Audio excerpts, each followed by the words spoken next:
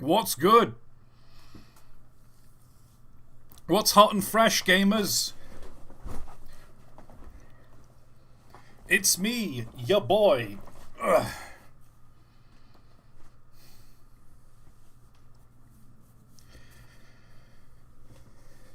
Ah.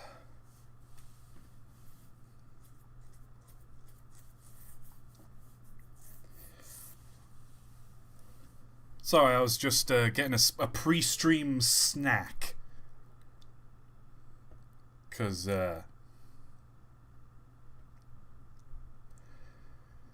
well, it saves being hungry all stream.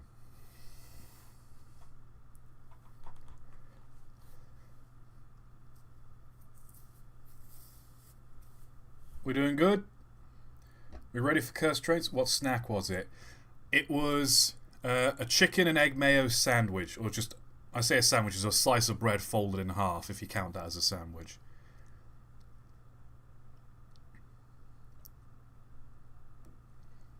Homemade egg mayo as well.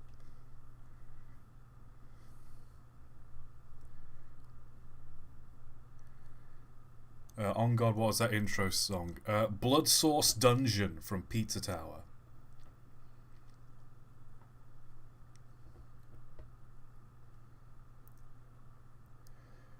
Did you see the funny thing Laurie did at the Great Gathering? No, I did not, but I'll probably watch it at the end of the stream, because we're not here for that right now. What we're here for right now is some Cursed Trains. And, this time I'm just going to be on my own. No one else is joining me this stream. I'll just be looking at Cursed Trains on my own. It'll make a change. Yep, no one at all. No one else. If you're hearing, especially not a guy with a weed whacker outside my window. Oh boy, I hope that's not. I hope that's not getting picked up on the mic. If you're hearing other voices, it's just in your head. It's totally fine. See a psychiatrist. Go to your priest, your rabbi, your teacher. Cut. Because if you do drugs, you're gonna go to hell. You go to hell before you die. Hello, everyone. Welcome to the stream. How's it going? It's been a hot minute since we've done this, but it has. It's the first Saturday of the month, which means it's time for Cursed Trains. Because what else is Saturdays for? Exactly. Well, apparently making your own mayonnaise, as you told me before you went to start the stream. What's the deal with that? I love how you were really asking me this question like you're Joe Rogan. I could visualize you just leaning forwards into the microphone, like, really attentive, like, waiting on every word I'm about to say. Just, oh, you can make your own mayonnaise? How'd you do that? Just, like, leaning in. What's the deal with that, man? So what... Big Mayonnaise does not want you to know this secret. This is something... I think you're very brave for this. I think you are revolutionizing... You're disrupting the mayonnaise market. And I'm going to short the mayonnaise market. Buy low, sell high. We're gonna make mayo, boys. I got the Big Short, but it's just mayonnaise instead of like the housing market. It's not a funny joke. Don't laugh at that. Seriously though, it's funny because it's tragic. How do you make mayonnaise? And why would you? Basically, one of my housemates came home from work the other day. He works in like a little corner shop, and they had a delivery of eggs. And even though the eggs were stamped with the date, the cartons or the boxes they came in were not. And legally, if there's no date on the box, you can't sell them. Oh. It's just one of those little finicky law things. Like, even though the eggs have the date stamped on them, What, you mean the individual eggs? The individual eggs have the date stamped on them. They've got stamps on your eggs in the UK? Yeah. What I gonna be like the entire time I was in the UK, I never purchased an egg. What this is news to me. So what? So when like they harvest the eggs, does like a someone at the farm just like with a little like stamp label maker gun, just like I click think it there's just like onto the I think there's just like a machine that does it. huh? That's that's pretty wild to me. Also, I like how you use the term harvest the eggs. Oh yeah, you know, you harvest the eggs in the morning. You collect the wheat from the field and you harvest the eggs. That's exactly. Yep. You always come up with some very interesting language. But anyway, they had a delivery of eggs, and the date's not on the carton. So you've just got like a whole pallet of eggs that you can't do anything with. Essentially, they do, but because they've not got dates on them, the manager was like, "Well, I guess we gotta get rid of these," and so he just came home with 3 cartons of 10 eggs, 30 eggs. That's a lot of eggs. He just came home with 30 eggs, and I was like, "What are we meant to do with this?" And he was like, "I don't know, but anyone can use them. Help yourself." And I just went, "Bet." So on Thursday, I made 2 crack pies. I made meringues with all the leftover egg whites.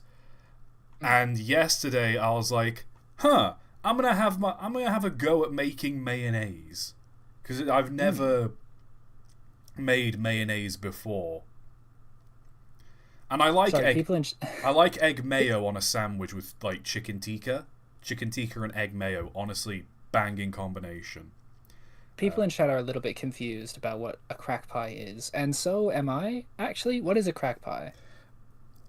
I'll tell you what it is, Mike. It is 610 grams of sugar divided between 2 pies. It is Oh. It is a diabetic coma waiting to happen. Good lord. That sounds like some kind of like Edwardian era like sweet confection. It was a recipe I found. I saw someone selling them at like a craft market, and I was like, crack pie, I'll give that a go. I tried it. It was really good, so I looked up the recipe. And it's all sugar. It is basically all sugar. I think they've changed the name of it officially to the Milk Bar Pie, because the website it's on is the Milk Bar website. Oh. So it's officially called the Milk Bar Pie, but when the person first made it, like I can't remember when it's a fairly recent recipe. Is it like one of those things where it's like chocolate chip cookies were only invented in the 1950s? That kind of thing. Like yeah. that. I think it was only made like a decade or 2 ago. And it was, someone said the reason they made it is they just had a bunch of random stuff left over and they just cobbled it together into that. And basically what you do is you make this great big like oat biscuit, or an oat cookie as you would refer to it in the United States and Canada. You make this great big oat biscuit and you crumble that up with butter and a little bit of brown sugar. Press that into 2 10-inch round tins. And then for the filling, it's 8 egg yolks, double cream. Good start. I think. Hold on. Let me just find how much sugar is in the filling alone. Here we go. Divided between 2 of these pies, there is 480 grams of sugar. Wow. Divided between these 2 pies. That's like flammable amounts of sugar. You know how like you can technically make like a little rocket engine out of sugar, like a Yeah, solid rocket fuel? You could probably light one of these things on fire. yeah. It is the filling for it. Let me just list the ingredients. 300 grams of granulated sugar, 180 grams of light brown sugar, milk powder, corn powder, kosher salt, melted butter, 225 grams of melted butter, Ugh. 160 grams of heavy cream, some vanilla extract, and 8 egg yolks. It is basically butter, cream, and sugar. It will kill you if you're diabetic. Ugh. But oh my god. what's great about it though is like as you're baking it, once it's baked and you cut it up, the filling and the biscuit base, there isn't like a clear separation between the two. They kind of blend together. Interesting. So it's got a very like it's soft on the top but like harder on the bottom, but there's no like there's the soft bit, there's the hard bit. There's a very it's got a very nice texture to it. I'm not gonna lie. Yeah, no, I mean this sounds delicious. It just also sounds really heavy. Oh yeah, no, like I cut them into very small slices and one slice is enough. Yeah, this is a dessert. This is a week dessert, as in you eat it over the course of a week.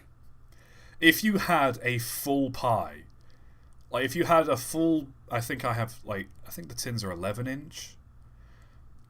Ooh. If you had like an 11-inch crack pie and it was just you, it would last you a while. This will last us the whole winter.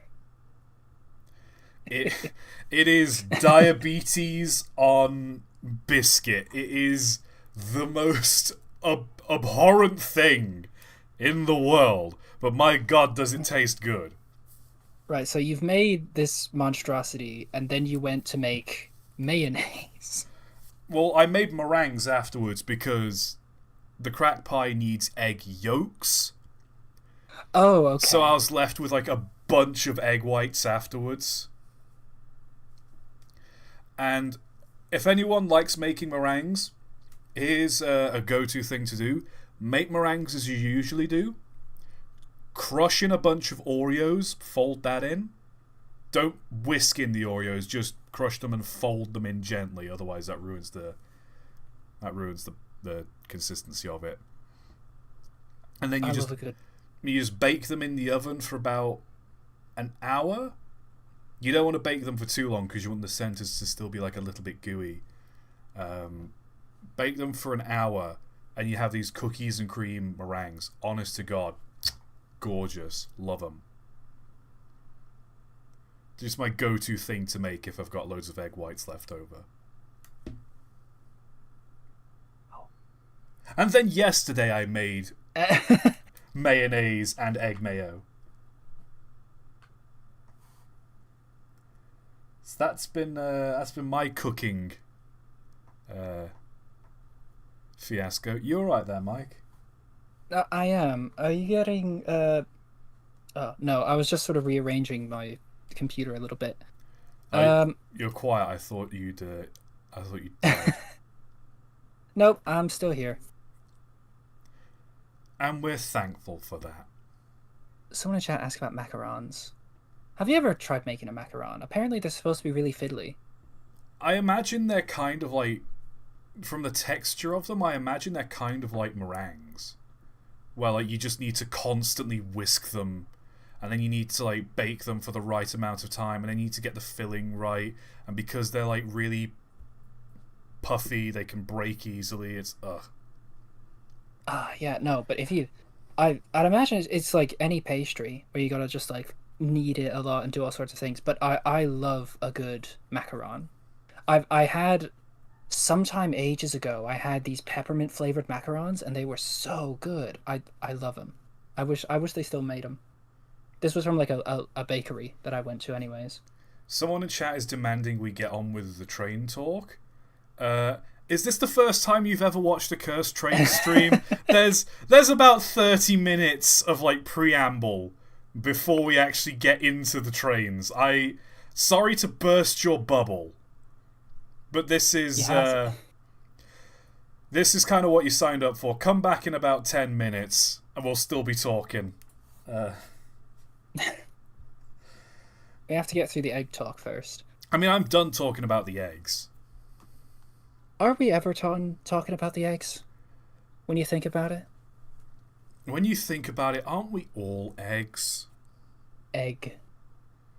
It's the egg singular. The egg singular. It's the origin of life. I don't know, something about symbology. Symbology. Symbolism. Symbology, yeah. Symbolism. You ever thought about something? Egg whites. Eggs. Okay, so you know how, like, life on Earth evolved from the ocean? Eggs are a thing because, essentially they're just like fish eggs, but it's a way of having a little bit of the ocean on land. That's what it is. Or like, evolutionarily speaking, that's what it evolved to do. Eggs and lizards. Because they could only spawn in the ocean. So the evolutionary step was to have a thing which contains the ocean, which the embryo is inside of and develops. That's very interesting, Mike, but we just missed an amazing joke someone made in chat by Dino Leaf, which was, I think, did I say, aren't we all eggs? And they just put a picture of a trans flag and a question mark. Chat is once again funnier than we will ever be. That's why I stream. So I make a damn fool of myself. It's chat that's the funny ones. Exactly. You know what else is funny? No. I was gonna say trains and kind of segue in, but you really threw me off there. Well, I'm glad I threw you off, because there's one more thing I want to bring up. I don't usually do this. Like, if people offer me sponsorships, I generally tend to be a bit more forward with... I like to be a bit open with them, with my audience, just saying, hey, is this a good product, yes or no? Should I accept a sponsorship? Usually it's no. And I get a bunch of these dodgy spam emails from time to time. Whatever. Ooh. Have you got another one? I've got it's not a sponsor, but I was like, okay, it's a spam email, and it's from Juan Nagayan. And I was like, what's this? And the title of this email is, have you ever heard about the persecution of Falun Gong in China? Huh. And I was like, what the fuck? And I'm looking through it. And it's talking about, like, it's one of the Buddha schools with its focus on... it's one of the Buddha schools with a focus on truthfulness, compassion, forbiddance. Its founder was nominated for a Nobel Peace Prize in 2000 and 2001. No, it says nominated... Not sure they won. And it's just bangs on about how the Chinese Communist Party has, like, banned them, or, like, tried to ban this teaching. I know what this is. I saw a video about this a while ago. Basically, it is like a...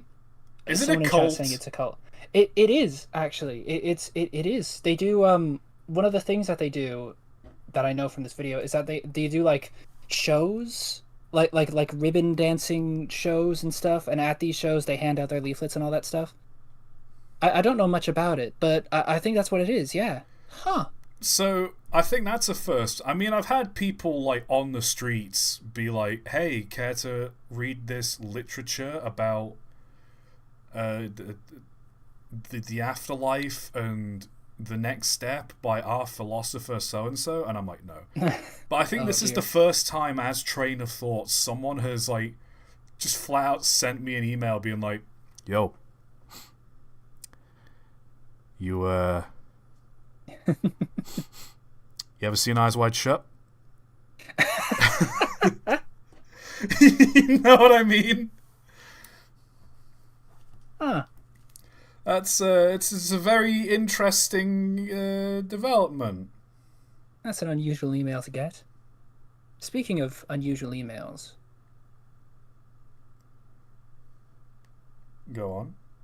we have trains to look at. Oh, trains and emails don't really correlate, my guy.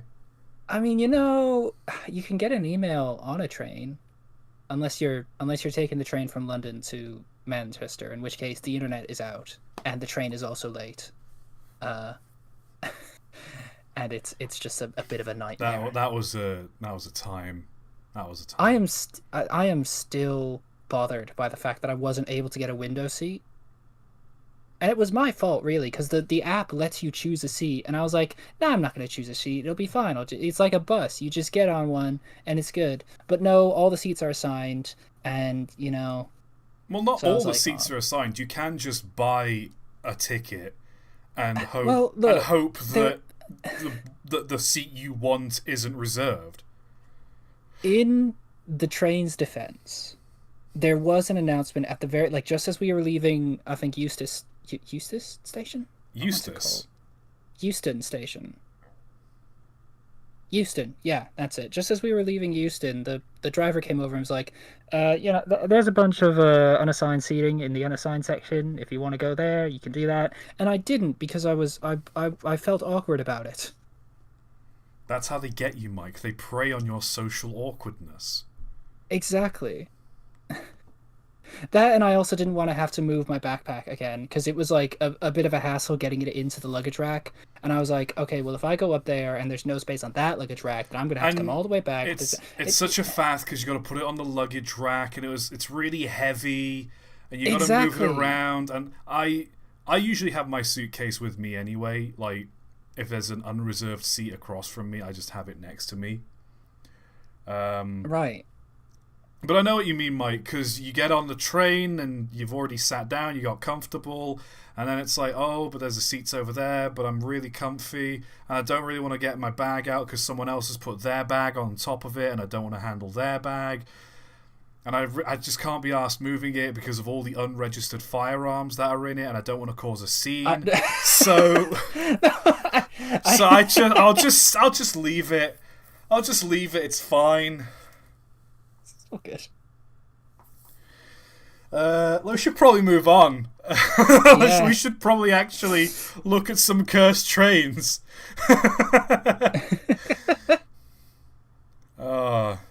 Someone quickly asked, what's the RPM of the wheel on this screen? I'll have to check how long the GIF is that I used as this background video, but I think it's like one rotation every, I think it's like 55 seconds. It's something like that. Trains! Yeah, we've got trains. Look at this. They exist. This is where we ended the last stream. It was with all these like crappy off-brand knockoff Lego trains, which I think we agreed one or two of them weren't terrible. Yeah, but they're always just like, have you ever received like one of those really small Lego kits, like the one where it's just like a single car, and it's always disappointing. Speak for like yourself. I'm always happy to get more Lego. I say, looking at well, my yeah, no, little Lego Land Rover and Optimus Prime that are on my shelf above my PC. No, I mean, it's like, okay, it's Lego, so that's good. It's disappointing in a unique way where it's like, well, I can't be upset about it because it is Lego, but it's like there's like 40 pieces here, and what am I supposed to like? Okay, it's like it's such a small bit of Lego. You may as well not have even bothered. I mean, that just sounds like you being miserable. I'm gonna be honest with you. It could be. that is a possibility.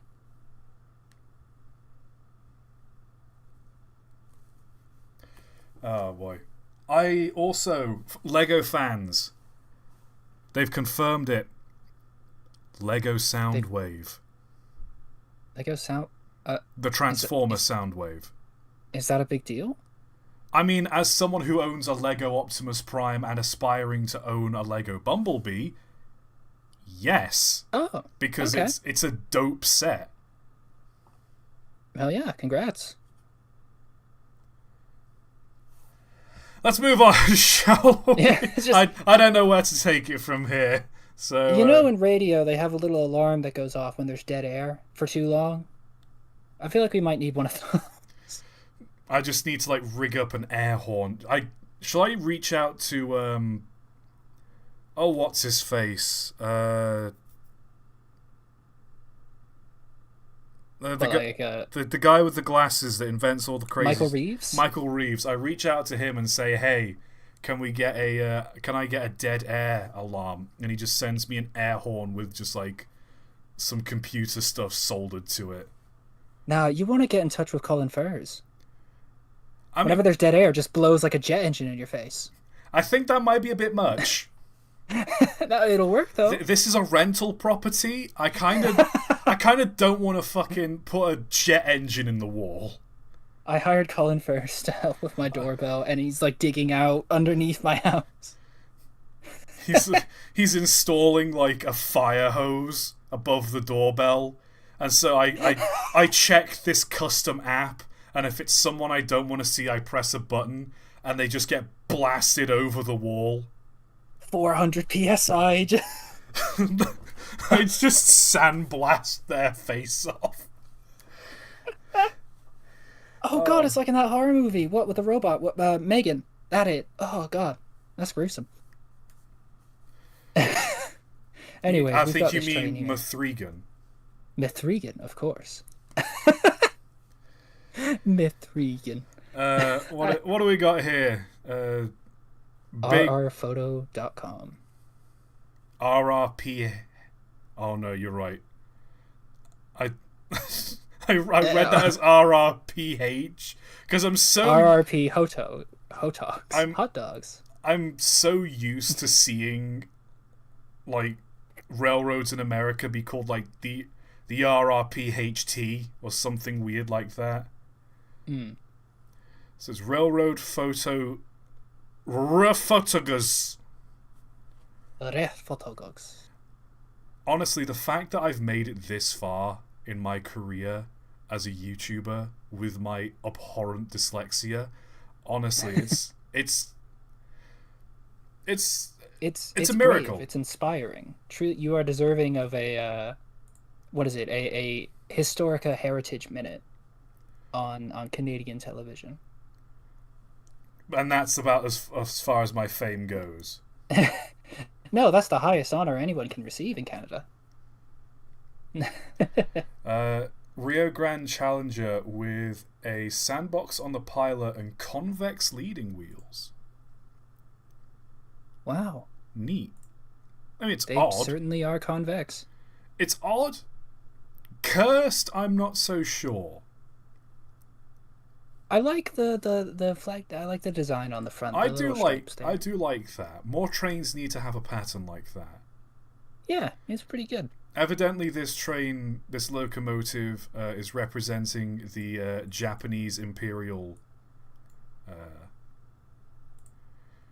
It's got the Japanese Imperial flag on the front there. That's a problem. Let's move on. Apparently, two people died in this accident, but the carriages looked like they merely fell over. I mean... Oh, I wish you didn't told us, because now we can't really make jokes about it, can we? Yeah, it's not funny anymore. People died. No, it's just sad. Yeah, no. I can't even make a joke about them being tired and having a little eep. It just fell over. Yeah, that's sad. The locomotive... That's certainly a locomotive. Real big doohickey energy here. It just looks very solid, you know? I I feel like this is just solid metal. Like, there's no... Yeah. It's not boilers, there's no, like, copper tubes inside, it's not full of water. I feel like someone just made a cast, and this came out of it. What does that say in the background? Hotel de Flanders? This is probably somewhere in... It's French, probably. Maybe. Yeah, it could be French. It's a cafe, restaurant. It could be French, could be Belgian, could be something. What I want to know is it meant to go is it meant to go left as forwards or right as forwards? Because the cylinder is mounted here. And I don't know... Usually the cylinder's mounted at the front, so why is it mounted at the back? I don't know.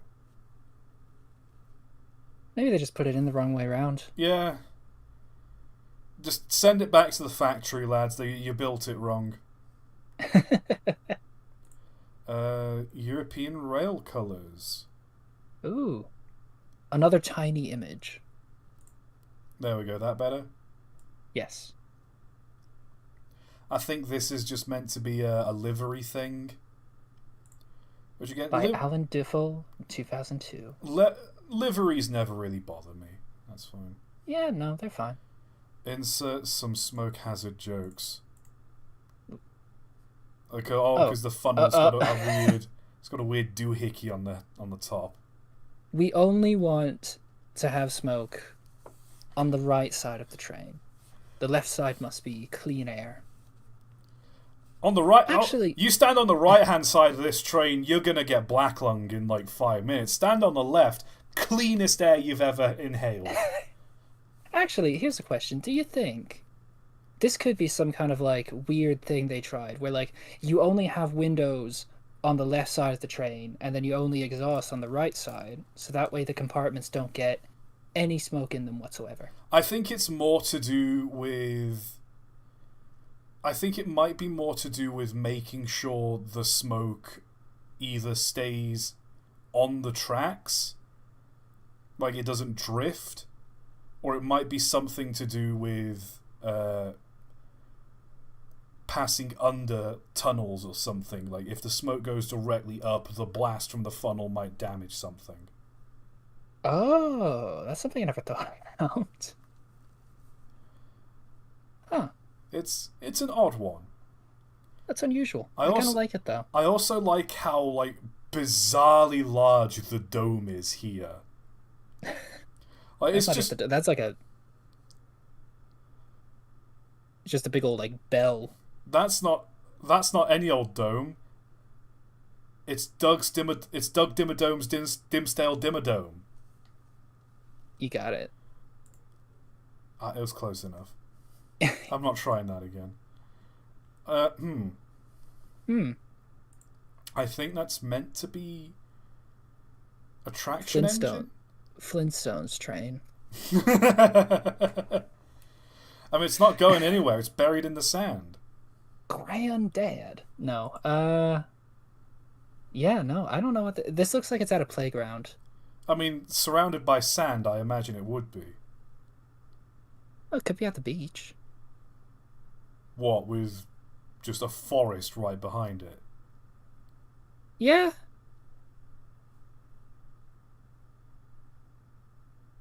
And this lamppost here. Beaches can have lampposts. They're allowed.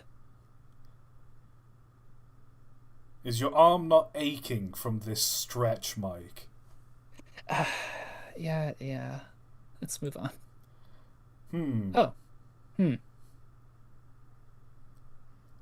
Lyle, turn on the TV. I'm not making the joke any further than that. This is just a vacuum cleaner. Is that a vacuum cleaner?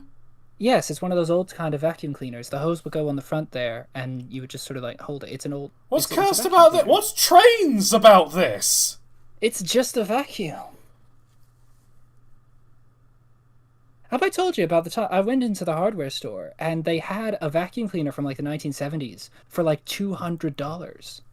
Like it had the original tags on it and everything. And this is just like a normal hardware store. Just went downstairs. I was looking for a new broom, and they just had this like shop new vacuum for like 200. And I was really puzzled by it.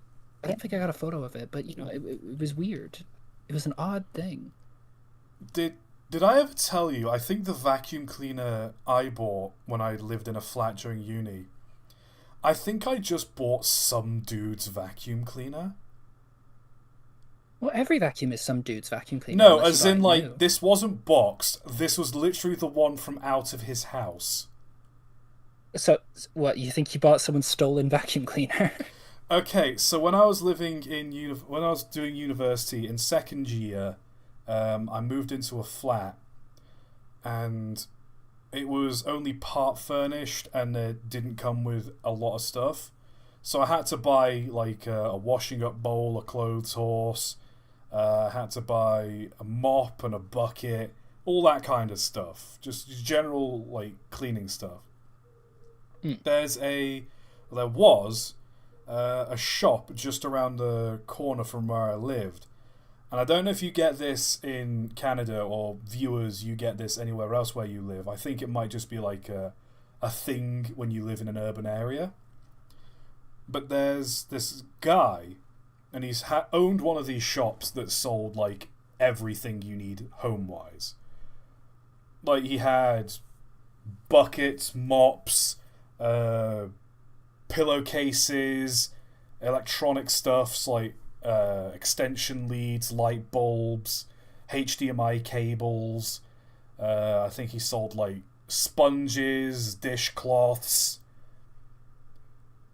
just general like random stuff you need for a house. Right. It was just a random collection of stuff.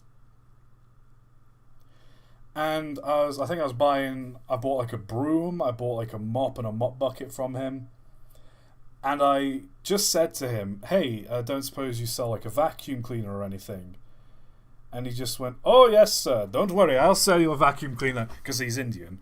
And he said, yes, I'll sell you a vacuum, I've got a vacuum cleaner. I was like, yeah, alright, okay. And he just goes through this like little door at the back of the shop, and he comes out with this little red, like, I guess it's a vacuum cleaner like this, where you're meant to like have a hose connected to it and you pull it along. But it's like, it's small and modern and red, and it's got like, the plastic cylinder that lets you see all the stuff you've hoovered up. Oh, that's kind of neat. It's not very powerful, but, it'll do. It's a vacuum. It sucks. And he was like, here you are, what's your... I was like, okay, yeah, sure, I'll buy it. And I bought it. And when I brought it back to the house, or to the flat, I was hoovering stuff up. And when I went to empty it, I found like there was dust and stuff already in there. And I think... Oh, I think there was like a lollipop or something. He just sold you his shop vac. Yeah, he just sold me his vacuum. That's it. Honestly, good on you there. Good on him for customer satisfaction. I think he charged me quality service right there. I can't remember if it was like 40 or 60 quid he charged me for it. I was like, alright, fair enough. I don't know how much vacuums are normally supposed to cost. They're quite pricey. That sounds about right. Yeah, so no. I need to get a better vacuum because my roommate or former roommate used to have this like handheld Dyson thing. Honest to God, ooh, really good. I don't think our carpets were ever so clean. I've got one of those like handheld sort of vacuums, but I've got a sort of Dyson thing as well. That's like big chunky sort of central bit, and you can like unhook the tube at the end and turn it into like a handheld vac and all that kind of stuff, and it's quite good. Honestly, nothing makes you feel old like getting interested in talking about buying vacuum cleaners. We were talking about Lego earlier. Yeah. Well, I mean, you know what? That's life, isn't it? Some days it's Lego, other days you just appreciate a good vacuum cleaner.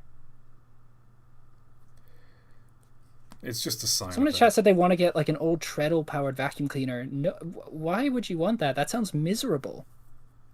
I've seen like that special, where they talk about like okay, on YouTube there used to be these like series of shows what's it called? It's like a series where it's like, five historians try to run a farm as if it were like wartime Britain and Oh stuff, the yeah, where 1950s farm. it's like Yeah, period living sort of stuff. yeah, it's like that, and it's like a bunch of that. And one of them was like in the, I think, like Victorian times or whatever, Edwardian or whatever. They use like old style vacuums, and most of them were just awful. There was one that was just like a shop bellows, like from a blacksmithing shop, where you just kind of like suck in, and then that's your vacuum, that's your lot. Another one is like a pump foot pedal thing, and it was also terrible. Just the vacuums were awful until electricity happened. A lot of I things were really don't think they awful were until worth it. electricity happened.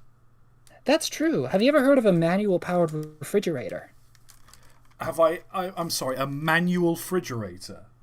Yeah, it was a refrigerator where you have to pump it manually. This was like early days of refrigeration. So, as in, like, they discovered the cooling properties of evaporating gas, and they've discovered that some gases you can, do pressure differentials and you can make cooling.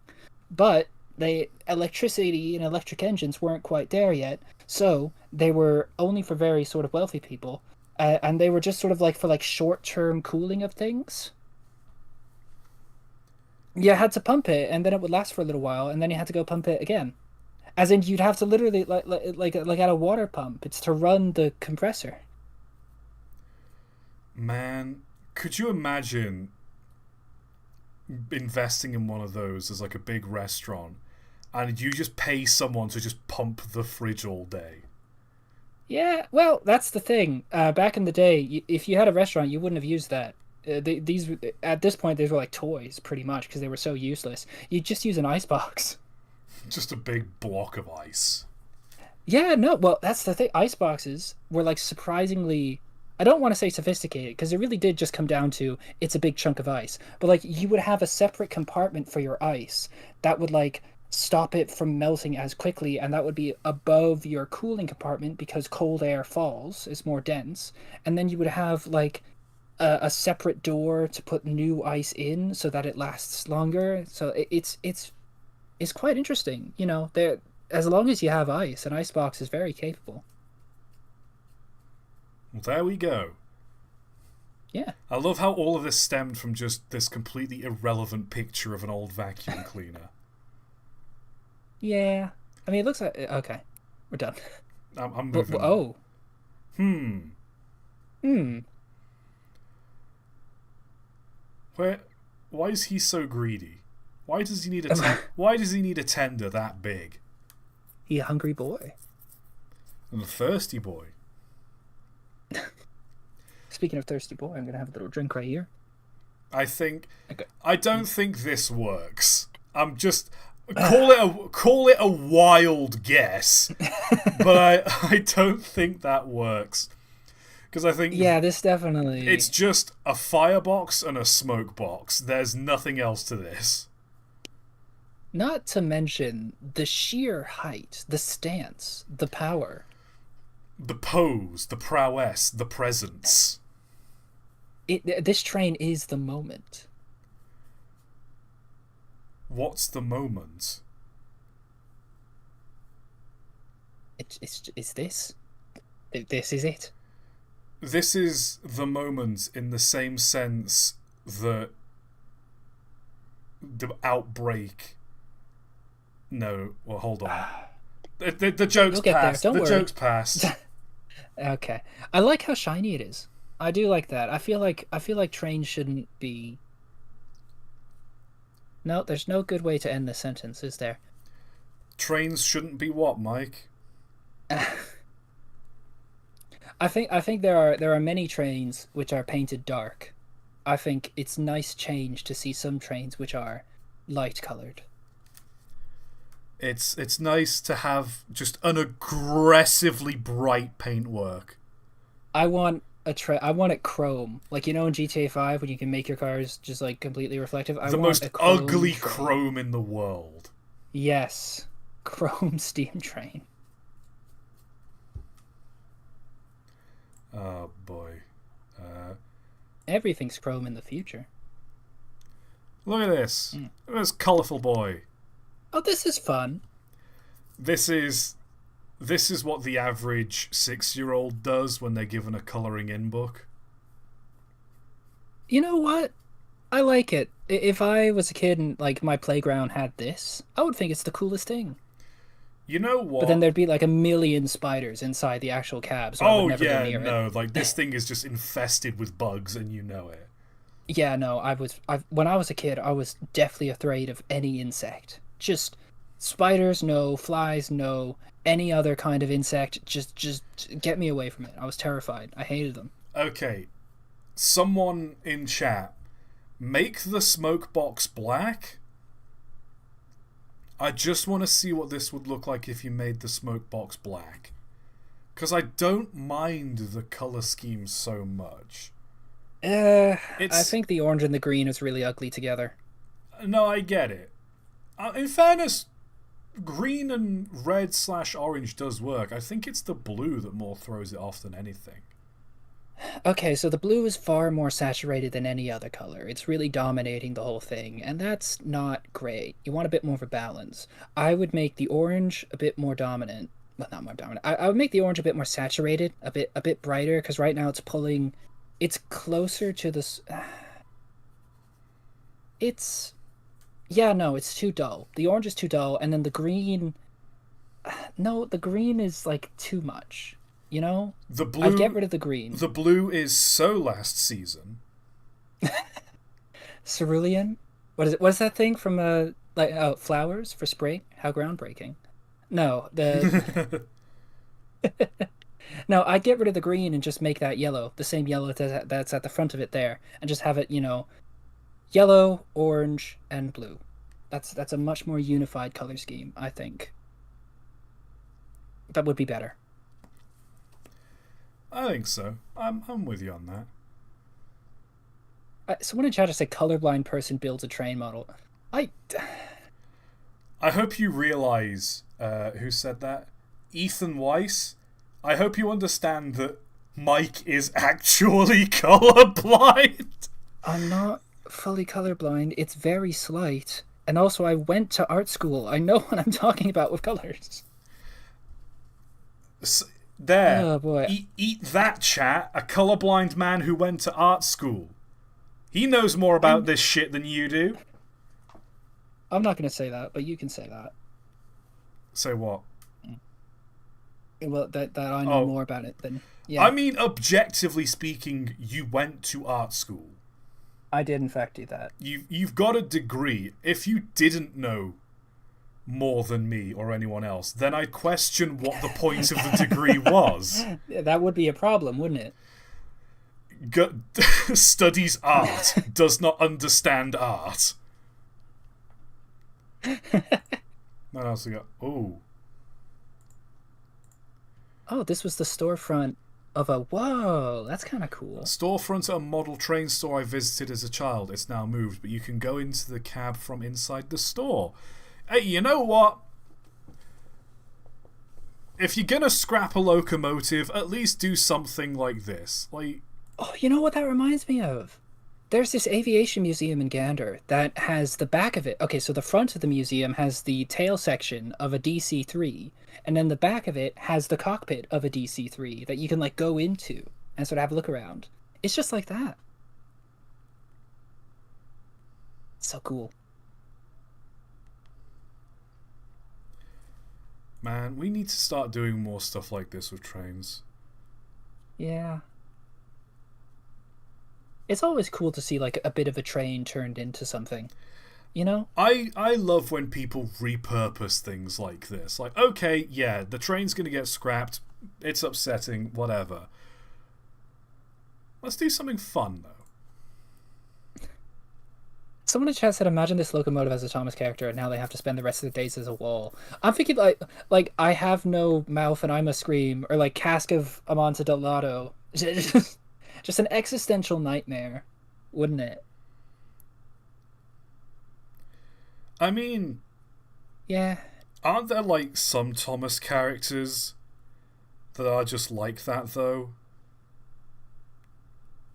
I mean, yeah, probably. Like, Are you saying they're not in an existential fear their entire lives? I mean, there's the fucking number 2 from the Duke stories, where it was like an engine that kept derailing, and the manager was eventually just like, okay, you keep derailing, you're useless, and they just take him apart and turn him into a boiler. They just turn him into like a generator behind the shed. How was that his fault, though? Surely that's a problem with the track. No, all the other engines ride on the track fine. Oh yeah, no, but he needs special help, so he's the defective one. I see how this is. I see the subtext. I went to university. I took 2 English classes, all right, as electives that I had to. I took a. This is a real fact. This is a real fact, and I'm not making this up. I took a class called Introduction to Humor, and I. Mike. No, no, I did. It was talking of. This is a true fact about my life. Okay, I took a class called Introduction to Humor, and you know what I got on it? 69. I'm not joking. It's on my transcript. It's right there. I slacked off in that course, and I got a 69 on the Introduction to Humor. So I think I passed that course. Actually, I think I aced it. Mike. Oh no. The fact that there is an elective called an Introduction to Humor. Like, what's the saying? A joke is like dissecting a joke is like dissecting a frog. No one finds it that interesting and the frog dies. I mean, one of the assignments was to watch an episode of Seinfeld, so like. Oh, so I see. The course itself is the joke. It doesn't teach you comedy. You are the victim of it. It's one big cruel joke. If I had tenure, that's what I would do. Oh boy. It was pretty good though. I mean, like the course was literally looking at like theories about humor and stuff from like ancient Greece and sort of what, Aristotle thought laughing was, and then the structure of modern comedy and all that type of stuff. Okay, so it was a pretty good course. It was media studies, pretty much. It was more like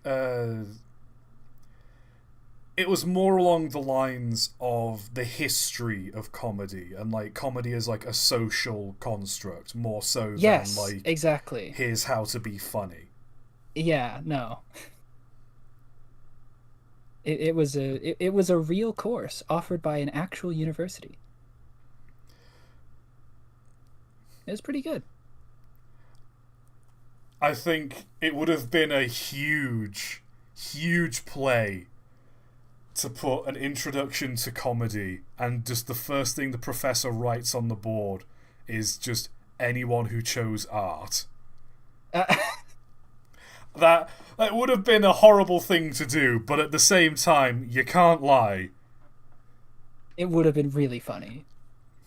It would have been so funny. Let's move on. Hello. Oh, it's an incline train. It's a steep boy. This dude is good for going up hills and nothing else. I love these engines because as soon as you get them on a flat surface, they just look like they look like cars, and they're like their front suspension's broken. Oh yeah. Like, you get this on a flat surface and it looks like it's staring at a penny.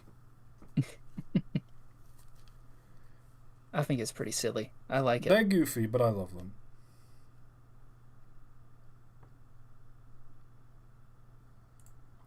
What else we got? Oh, hello. That is a nasty color scheme. Yeah, I'm gonna say no to this. The blue wouldn't be so bad if it was all blue with like a red detailing. I think that The would be blue by fine. itself is a very pretty blue, and the red would make a nice accent, but then the green I doesn't just work. noticed the tender as well. Look at the tender. It's a completely different shade of blue. Oh, you're right, yeah. This doesn't feel right.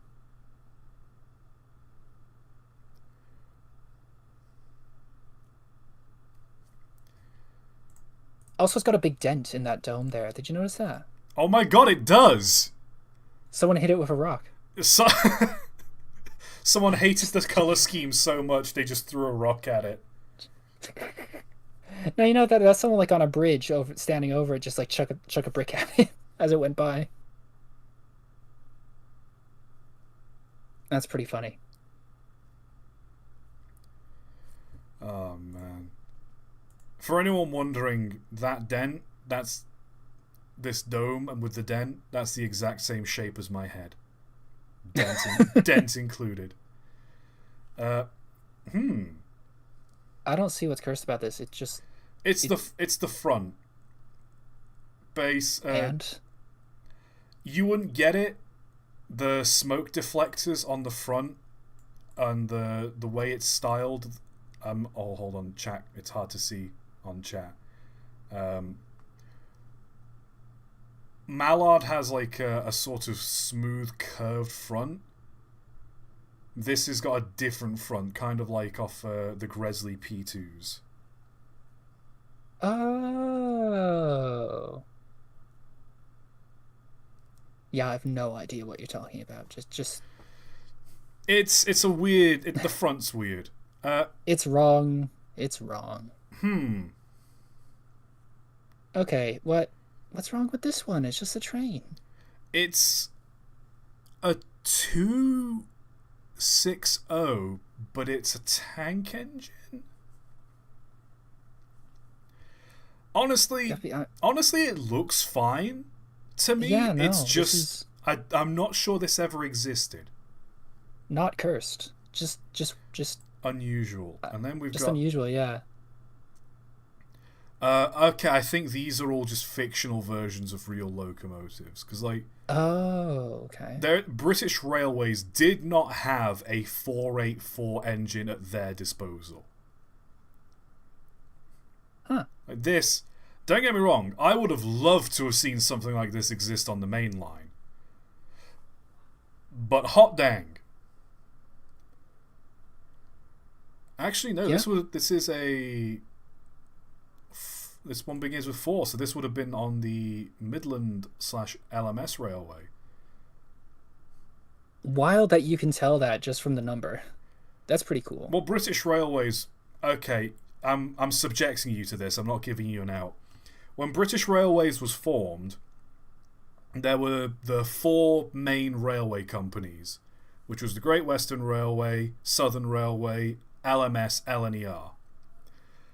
And basically the network was broken down into those 4 regions. So rather than all of the network interconnecting, which it still kind of did, it would be like, okay, these locomotives work on this region, these locomotives work on this region. And to help identify where they came from, or what region it's mostly to identify where they came from. So okay, that makes sense. The LNER, all of their locomotives, all of the numbers on their locomotives begin with the number 6. For the LMS, the numbers began with 4. For Southern Railways, it was 3. For locomotives built by British Railways, they were classified as 7. I think 1 and 2 may have been pre-grouping locomotives that were amassed. Meanwhile, the Great Western Railway just didn't have a first number at all. They just kept their original 4-digit numbering scheme. Why the Great Western was exempt, I have no clue. That's pretty cool. So that's how I can identify it. Someone feel free to correct me because I definitely think I botched that up somewhere, but that's the general idea. Conrail. Conrail, no. These aren't your locomotives. Why is the Fontaine locomotive here? That was like a one-off design that was crap. Why is it here? I mean, you know, for fun.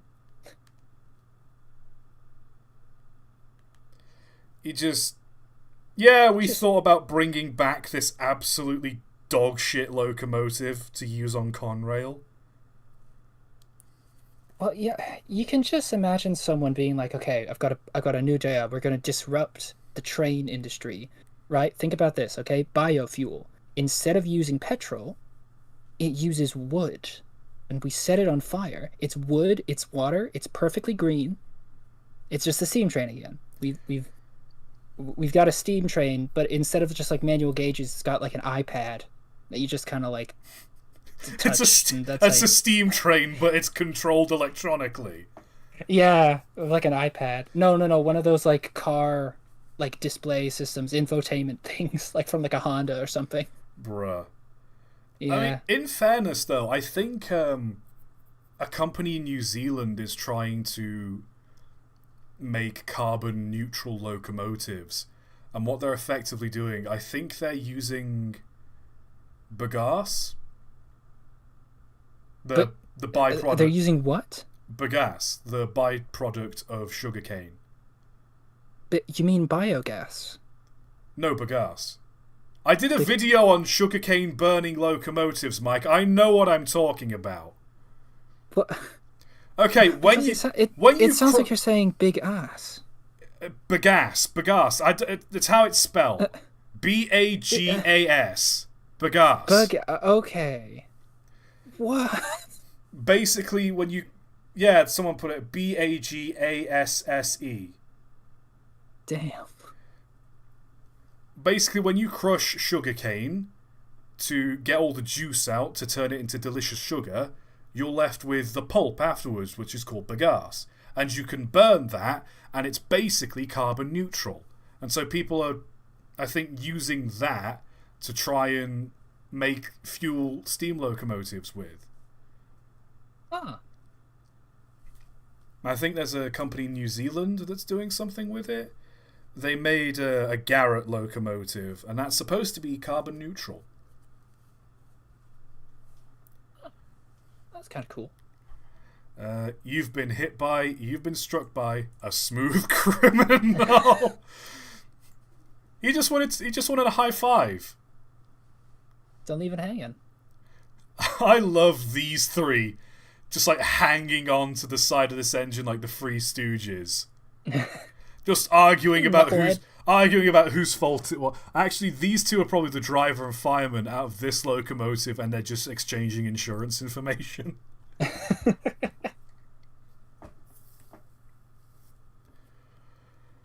Oh no. What? What else have we got here? This one looks very smooth.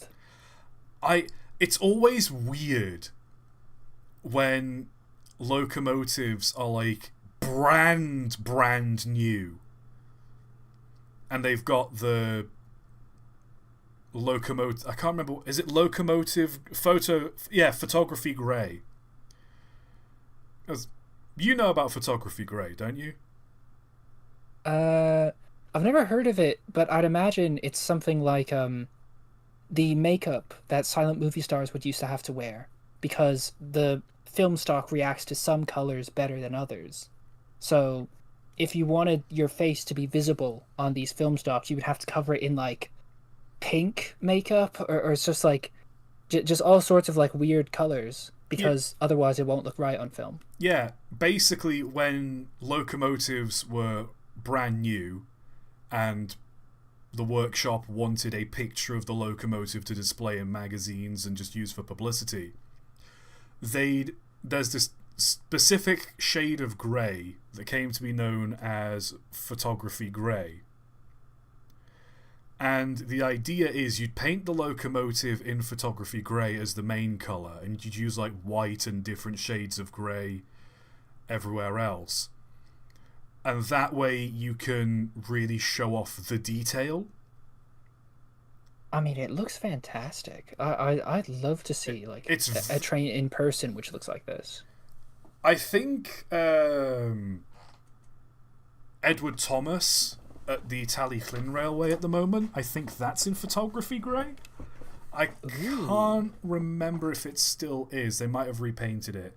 It was for a while. Or no, I think it was in wartime grey.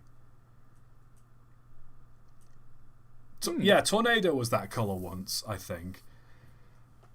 But honestly, in person, like in colour, it looks a little off. Or it's just a little, But like, it's purely done that way so it looks better in pictures, so you can see the detailing of it. I like it. I think it looks really good. It does look really good. I like it. I think the Locomotive... Why did somebody post that in Cursed? I think the Locomotive itself is meant to be the cursed thing. I think this is an LMS engine or a Midland engine. And I think the valve gear, like this lever here on the valve gear, is a bit iffy. I don't know. It's cool though. Observati on car. For the VRR, it's 891. I also love this guy just sticking his head out the window. He looks like a cardboard cutout. He does, actually. Like, from, like... Because you look at everything else, like, okay, you've got, like, the slightly different shades of wood where they've been stained. Like, there's the shadows, and the shadows are playing differently off of different things. And then there's just him. That's, like, black, white, and 2 different shades of grey. That's it. He looks like a card... two-dimensional. Bro is missing an axis. That is...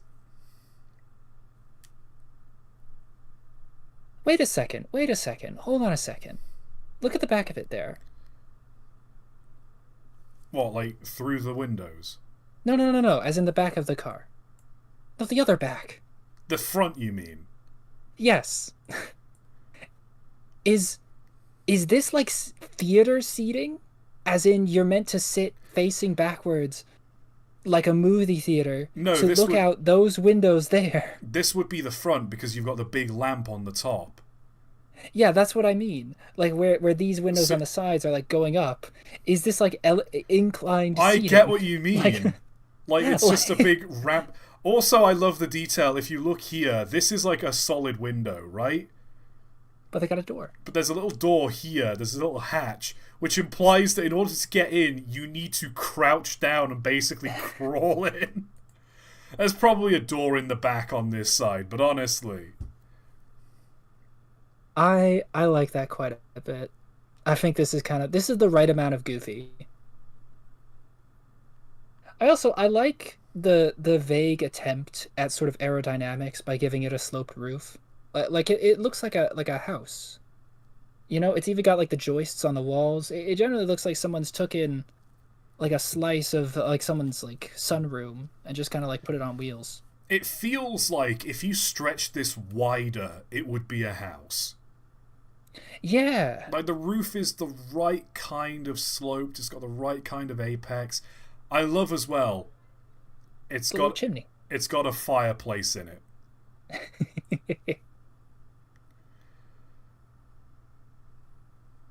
That's pretty good. That's not cursed. I love that. That's solid.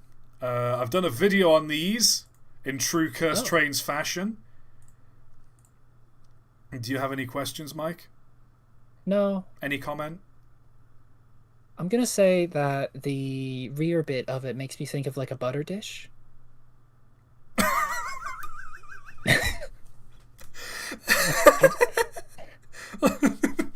I just heard you.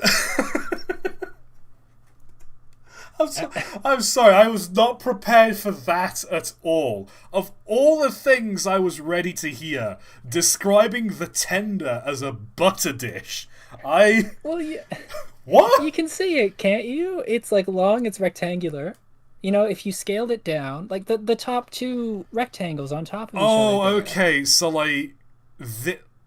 So this flat bit here is where you put the Where you put the block, the what is it? The block of butter? The block of butter. Stick of butter. That's it. It's a block in this country, but yeah, you put the butter on like this little flat bit here, and then this part, the top is narrower, so you can grab it a bit easier. Grab it, yeah. And lift. Man, that of all the things you could have described it as, I just wasn't ready for butter. That just blindsided me right there. Oh hell! Well, speaking of blindsided. You're not supposed to be in the water. What happened here? Ooh, something very wrong. Yeah. How did this end up like this? Was this like a bridge collapse?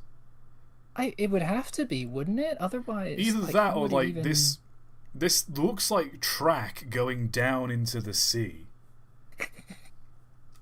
The Atlantis Railway. A serious accident. This is how you get to One Piece land.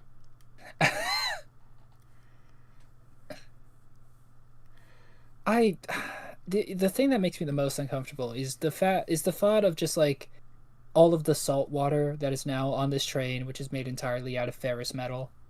Like, this is like you know how if you like accidentally dunk your phone in the ocean, you pretty much just got to throw it away because the salt water, it's done.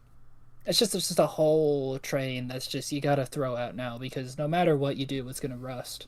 I mean, it's the reason why they're painted. I don't trust. Dude. Look at it.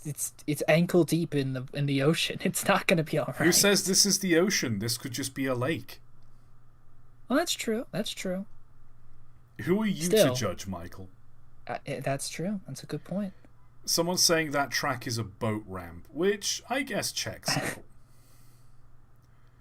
It's not a train ramp, is it? Somebody's made a mistake here. So I think if this is a boat ramp, then what's happened is train rolled off the boat. It just rolled backwards, and that's why it's all bleg. Someone's saying probably a coastline track, and the tides eroded the ground below the track, and the train ran over it and sank. Which checks out, but if it's coastline, surely like going along this way is the coast, right? Like if you follow where these rocks are, like a long ways there, that's the coast. So then how did it end facing, you get what I mean? Yeah, facing this sort of like man here who I can only imagine, like, you know that picture, just like wanderer above the clouds, just like a guy standing on a mountaintop with a cane and all that. Some sort of like existentialism is happening with this man looking at this train in the ocean. I need to know the context of this. I need to travel back in time and see the exact moment this took place. Yeah. I want to figure out what's going on. That's what we ought to do with a time machine. Figure out this one thing, and then nothing else.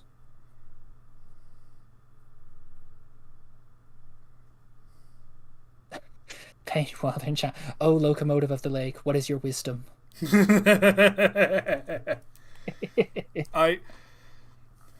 Oh man.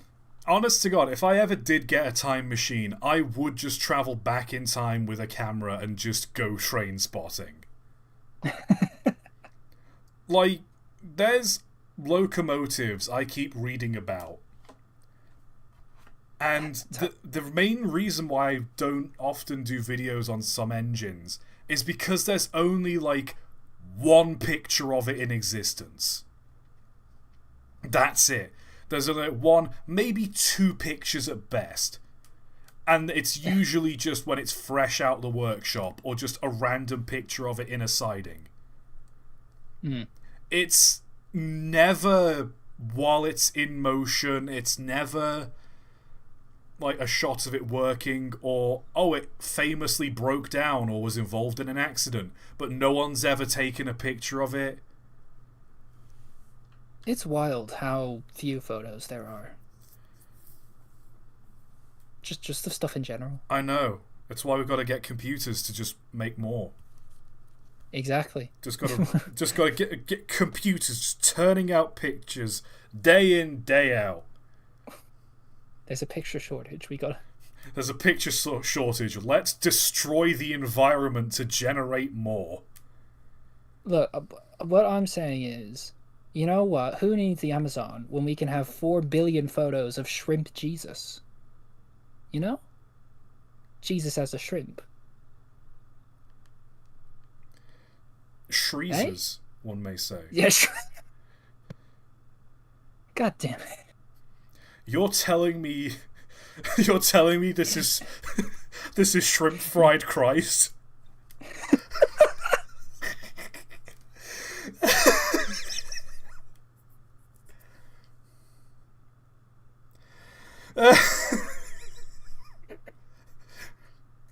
I don't. We cancel. End the stream. End the stream. I don't think we need that anymore. We're done. That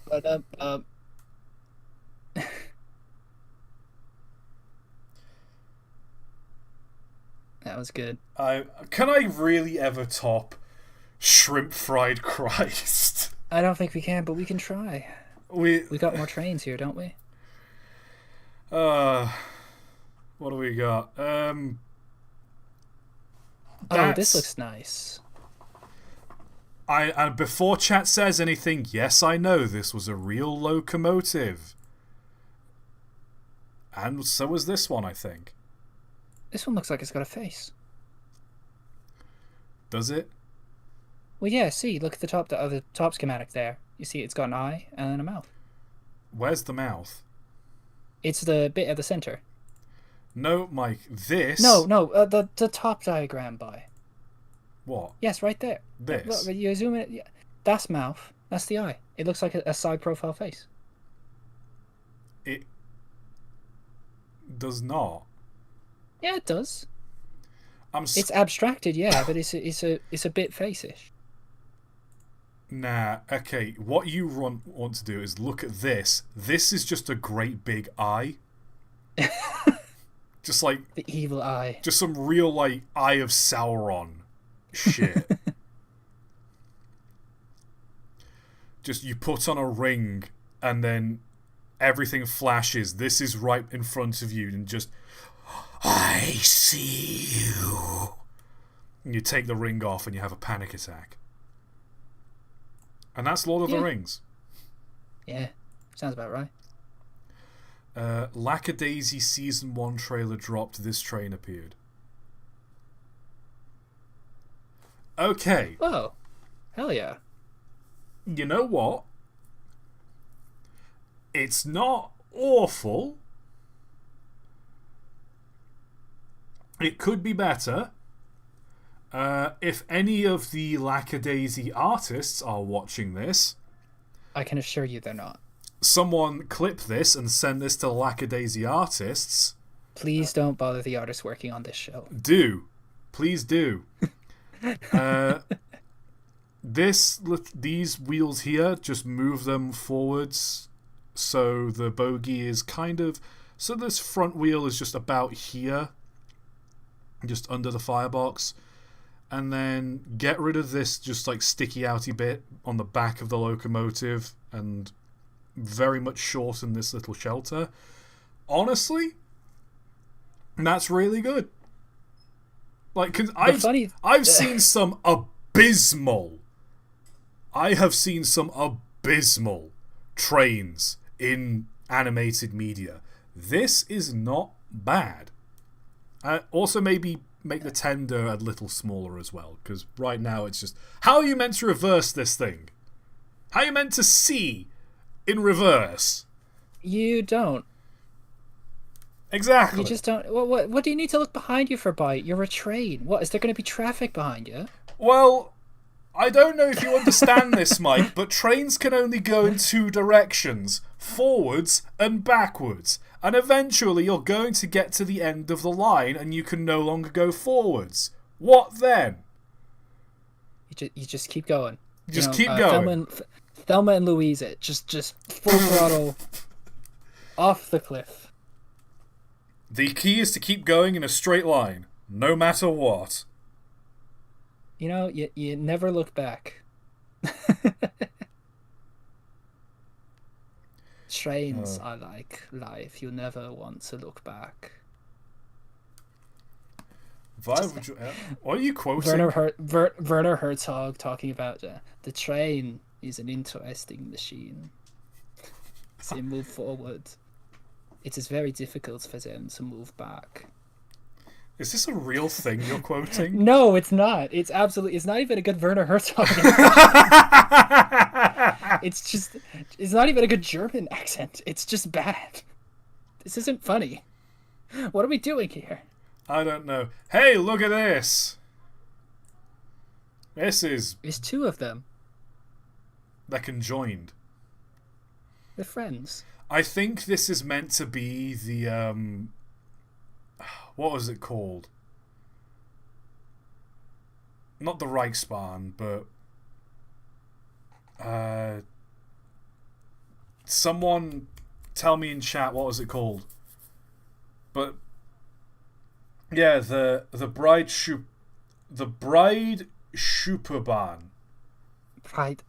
Or the Breitsbahn. Breitsbahn. Yeah, that. I think that's it. I think I overdone the R there. God. You know what I mean. This was meant to be... I'm rusty, I'm sorry. The idea was, I think this was meant to be like 9-foot gauge track. Which is about just under 3 meters. And the idea was you just have these mega trains.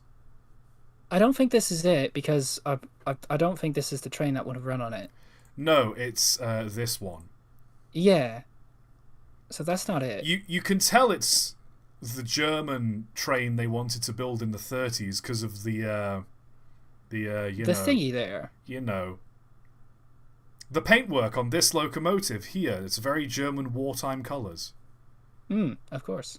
Yes. Yeah, nothing else. Nothing else.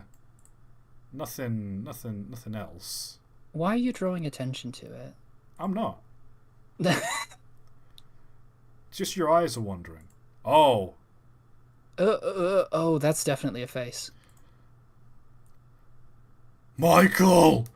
Don't leave me here! Michael! It looks like he's been in acid rain. This looks really cool, though, actually. This looks like it could be like an album cover or something. Honestly? I like that. I think I've said it before on Cursed Trains. I want to see a locomotive restored to working order. Like, give it its buffers back and everything. Just don't do up the paint. Just leave it. Leave it like this. Obviously, you know, you fix any holes in it and, you know, you make sure it's not going to rust any further. But just... This is how a lot of, like, industrial locomotives were towards the end of their life. I want to see a lot... Don't get me wrong. Of course, Heritage Railways are going to take good care of their rolling stock. It's not cheap to repair, and you want to make sure it works fine. But cosmetically, I just want to see a filthy locomotive. Like, I'm talking BR 1963. We can't afford to clean them anymore, and we're moving to dieselization anyway, so we don't care. Filthy steam locomotive. Just watermarks down the side of the boiler where the safety valve's been releasing. Just black soot all over the top of it. You can't even make out the logo. Give me that. You're just describing a rat rod. You're just like clapped out. Yeah, basically. You want Malaise era trains. Incredible. Also, a thought's just popped into my mind. This face, this is exactly the face every mascot horror antagonist has by the end of the game. Oh, you're right. Oh no, Herbie Derby's after you. You better run. You better run and escape from Bingle Bongle. Oh no, yeah, hooray, you threw Bingle Bongle into the inexplicable giant grinder that's You in threw him this... into the torment nexus. You threw Bingle Bongle into this just open pit of molten slag we have here at this daycare. She gives a thumbs up as it, like at the end of Terminator. And hooray, you Slowly threw Bingle Bongle into the molten slag. That'll deal with him. And then 5 minutes later, Bingle Bongle's back and the voice is all distorted and it's chasing after you down a corridor. Because it's always chasing after you down a corridor in like a really tightly scripted sequence of events. Mm-hmm. And instead of going, I just want to play, while it's chasing after you, it's all warped and distorted, and it just goes, like,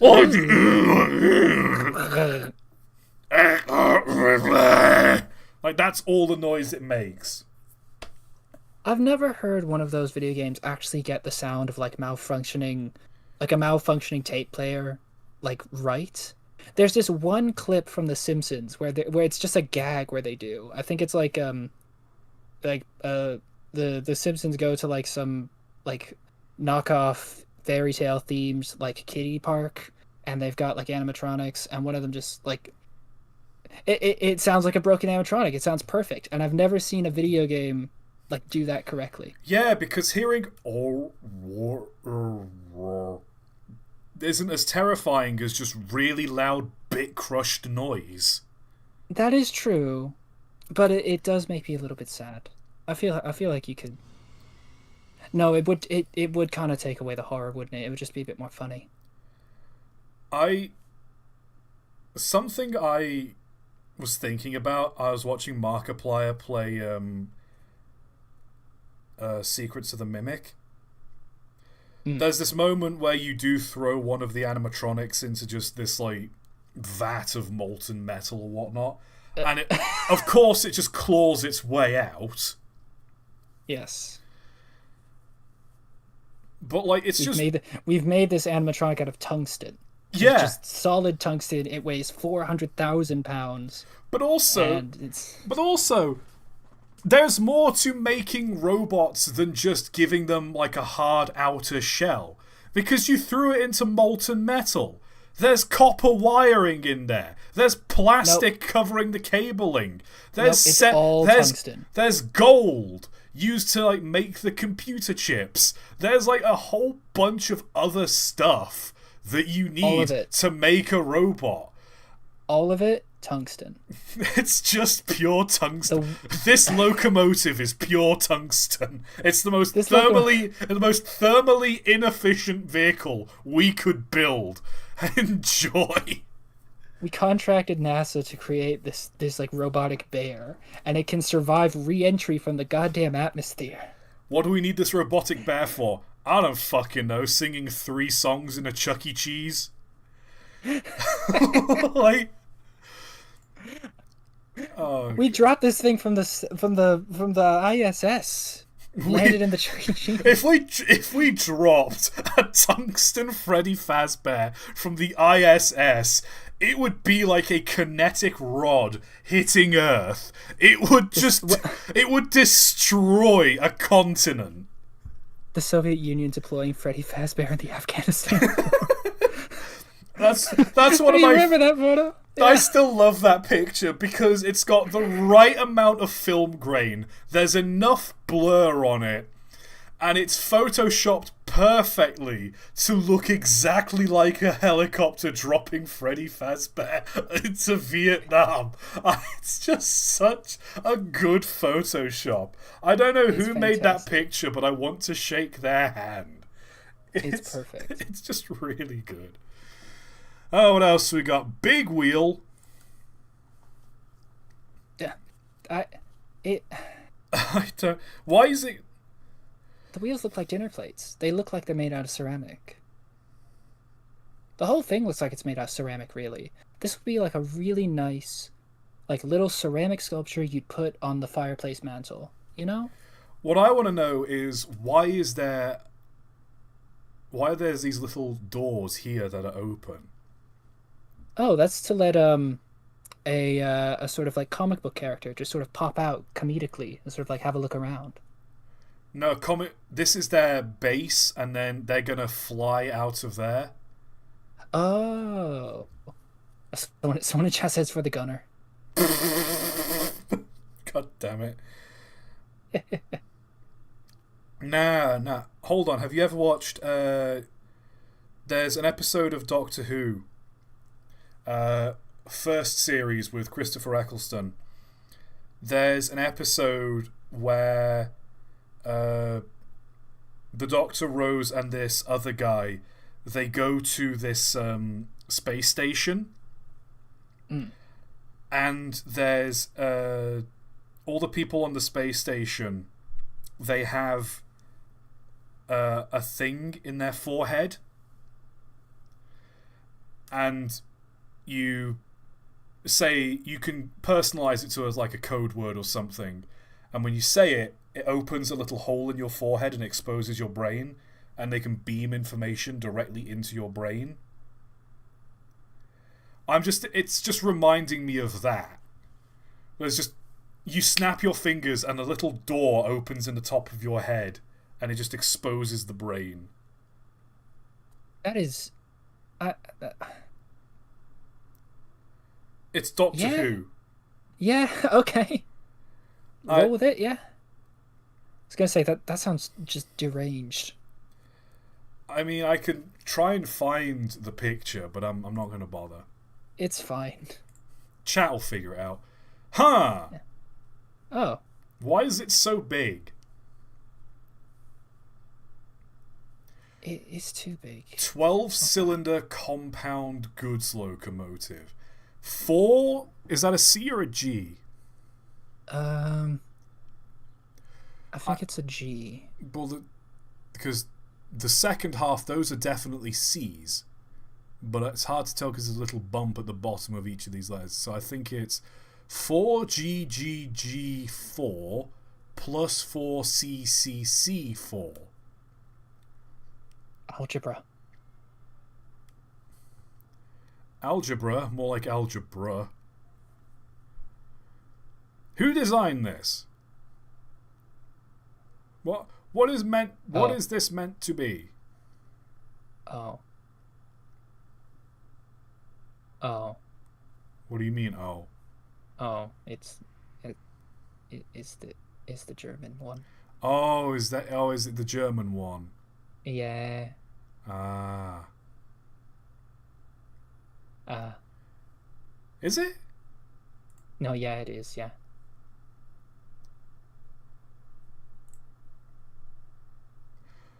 Oh, yeah, so take a look at what the Germans will... Okay, yeah, no, you're right. Yeah. 4 paces at dawn. Flying Scotsman's just gonna shoot a guy. I got shot by a train. That's just like the was it the ultimate oh god, what's the country guy? Oh god, I'm gonna look like an idiot. Folsom Prison Blues. Who's the guy? Johnny Cash. That's it. Just the ultimate Johnny Cash song. You know, I got shot by a train. There was a train, shot me. Because Is that anything? That's Chat? all. That's what Johnny Cash sang about. Trains. Well, he also did. I also found out he did German covers of his own songs. That's fun. Yeah, you could hear like genuinely. I was looking in because I found a bunch of 60s and 70s songs like covers in German, and I found one that was a Johnny Cash song, and I was like, oh, this is gonna be fun. And then it turns out no, it's actually him. He's singing, you know, Folsom City, the Folsom Prison Blues in German, which is cool. Our boy Jonathan Cash. Yeah, I didn't know he could do that. That's pretty rad. Huh. It's a little crooked. This looks like it should be a medical instrument of some sort. The front circle bit, I mean. You're not right, but you're not wrong. Yeah.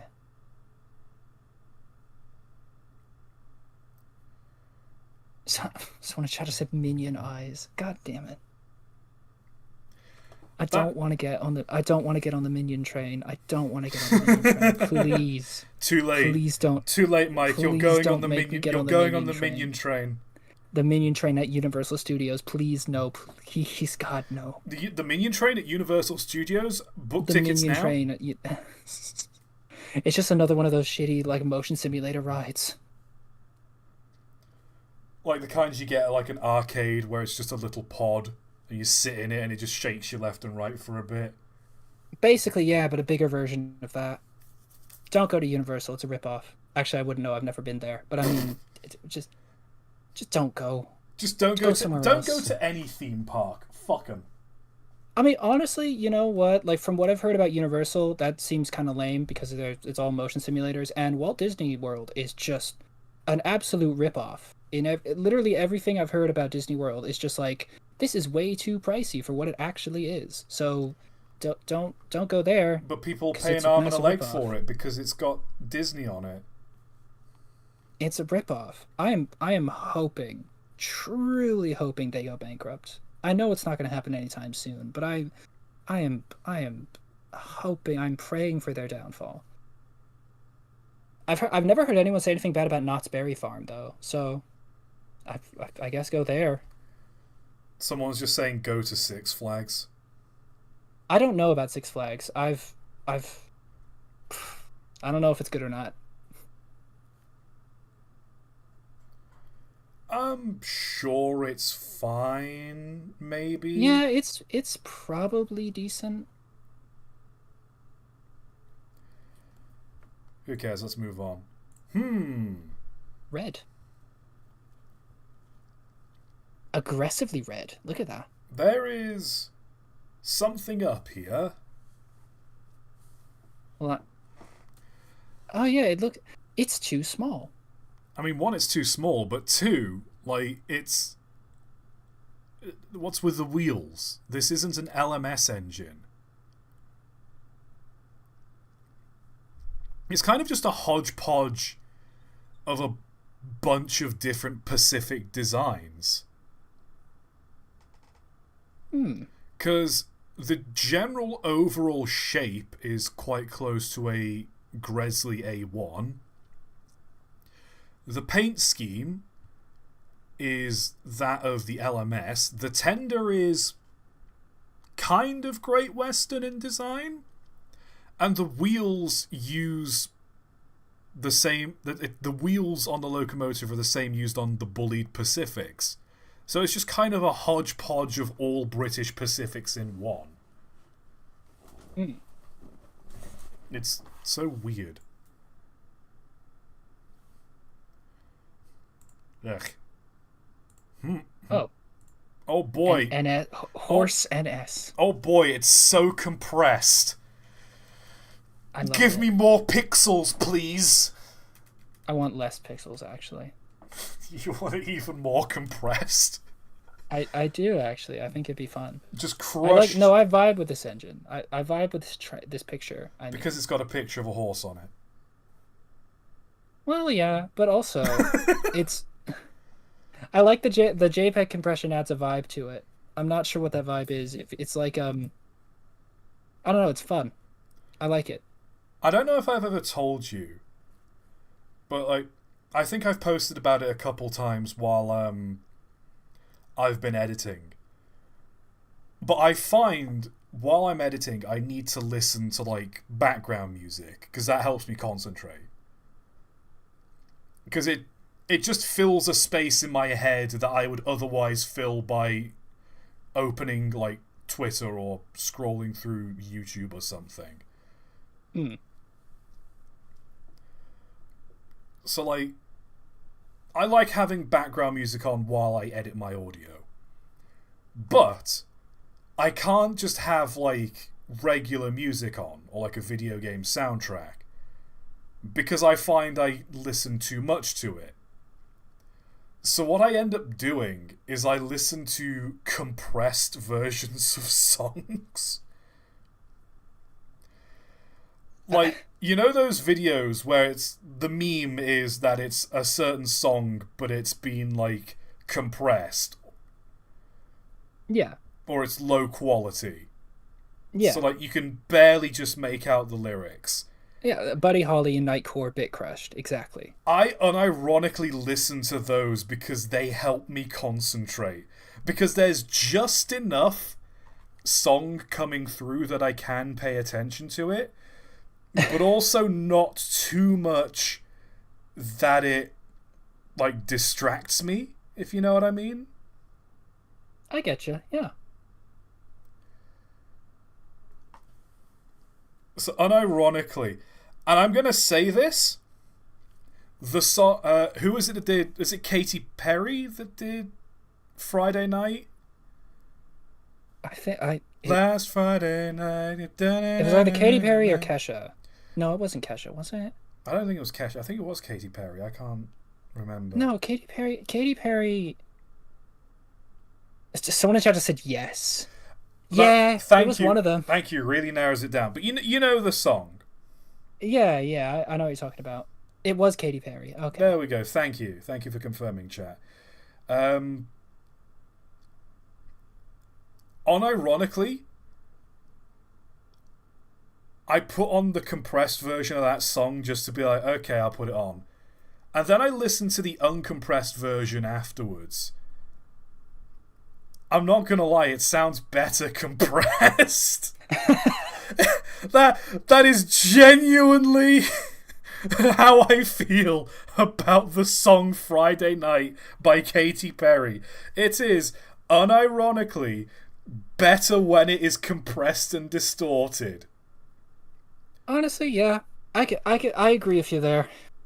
I think it's better. I am better. I am better.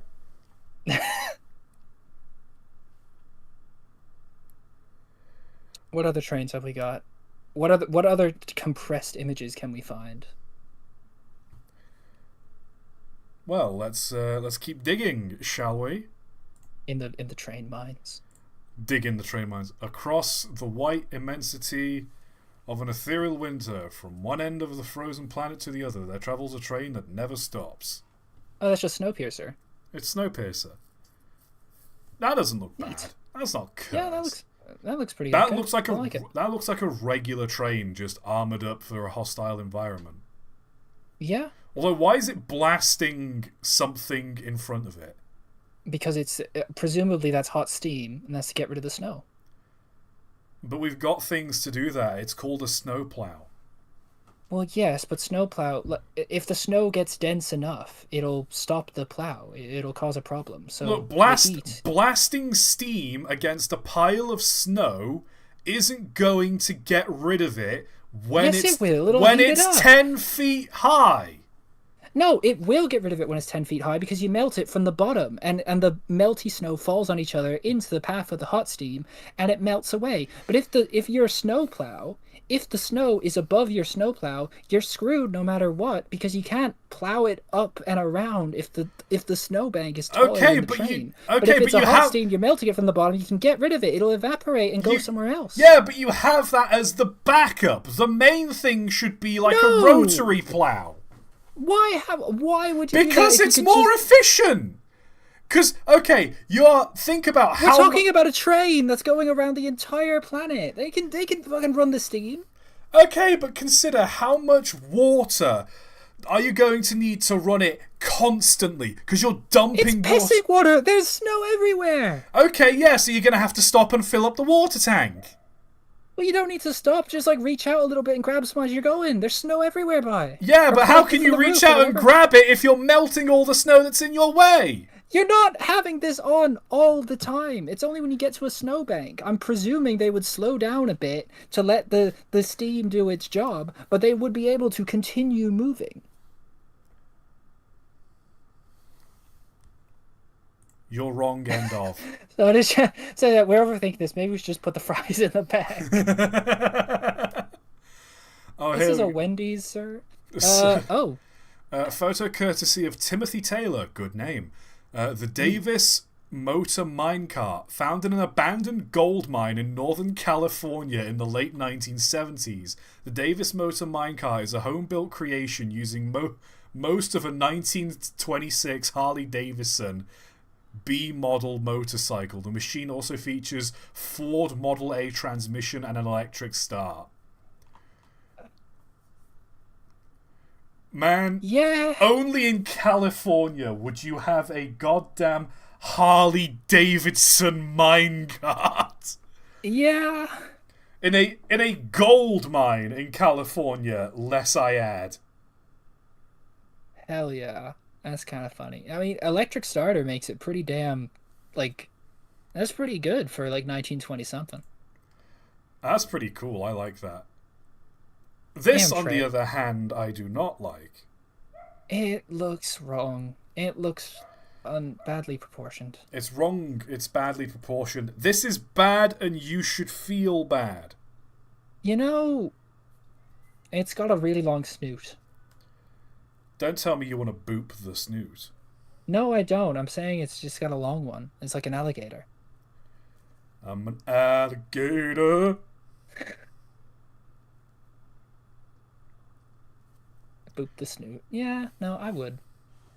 On second thought, sure. But Mike, the snoot droops. Well, you gotta lean down. It's a droop snoot. The snoot droop. Borzoi locomotive, yes. Railroad advertisements used. Excuse me. Every day a happy day on the Great Big Baked Potato Railway. Good morning. It was a good morning. So a meme came to my mind where it's just what me walking downstairs to meet my parents after being up all night crying and contemplating death. It's just good morning. I don't like that he's a potato. That's a problem for me. The Great Big Baked Potato extends the gland hand. Glad hand, sorry. Gland hand. The gland hand. To all those who try. Just like. Keep your gland hand to yourself. It's just. Good Lord. It's just a hand that's like really red and constantly dripping a slimy substance that you cannot identify. Yeah, no, the doctor said it's a condition. It's not harmful. It's just it's incredibly off-putting. Nobody wants to shake my hand. I wonder why. Oh, poor Robert C. Gland Hand. That's his legal name is Gland Hand. Old Mr. Gland Hands. Oh no, he's in like a big old suit and tie. He's like top hat and everything. Nobody wants to shake my Mr. Gland hands. His name is Andrew Glandhand, but they call him Clandy. Glandy. Glandrew. Oh, that's old Glandy. That's Glandrew over there. You don't want to mess with him. You got gland hands. He'll gland you. Oh boy, I'm glanding. And then he glanded all over the place. Incredible. I can't believe Mr. Gland came on screen, said, "Hi, I'm Mr. Gland. It's Glandin time," and glanded all over the place. Mr. Glandhand and the Great Big Potato. Who'd have thought me just like saying something would lead to one of possibly the worst bits we've ever done. Chat. Let's take a glander. Take a Glandrew. Chat. Spudbud. Glandrew and the Spudbuds. And his wife Glandriel. Glandriel. She gland on my hand till I good morning. God damn it. I need this if I've got any more emotes free on YouTube, I need to turn this into an emote. Just this face. Oh no, I'm pinning this. I'm putting a pin in this. Oh. His existence is a mistake, but look at that smile. His existence is a mistake, but he doesn't let that get him down. One of God's own prototypes, too strange to live, too weird to die. Have you ever watched Guardians of the Galaxy Volume 3? No. Okay, this joke will only apply to people who have watched Guardians of the Galaxy Volume 3.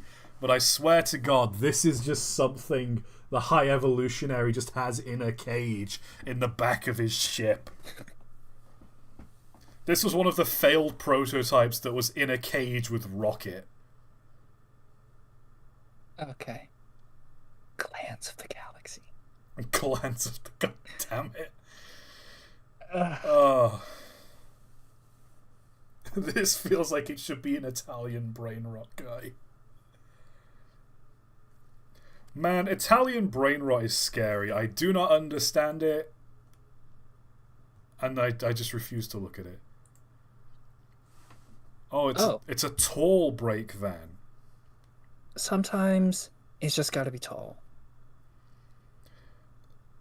How's he meant to see over the train? It's for a really tall man. You know that show, Big and Small? The one with the guys who are big and also small? It's like that. Big Cook, Little Cook. No. The one with the toothbrush, the toothbrush guy. Oh, I can brush my teeth all on my own. Exactly. I'm sorry, that sounded not sound like teeth brushing. That sounded like a different thing, which I'm not going to say. No, like we all know the meme though. I can brush my teeth.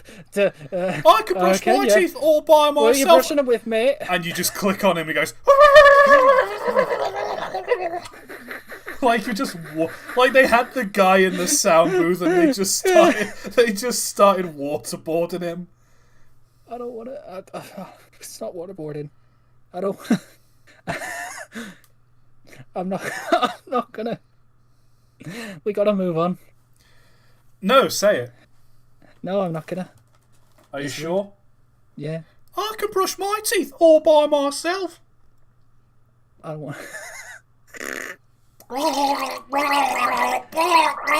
Oh God. It's just really aggressive toothbrushing. I don't want to get hit by the toothbrush creature.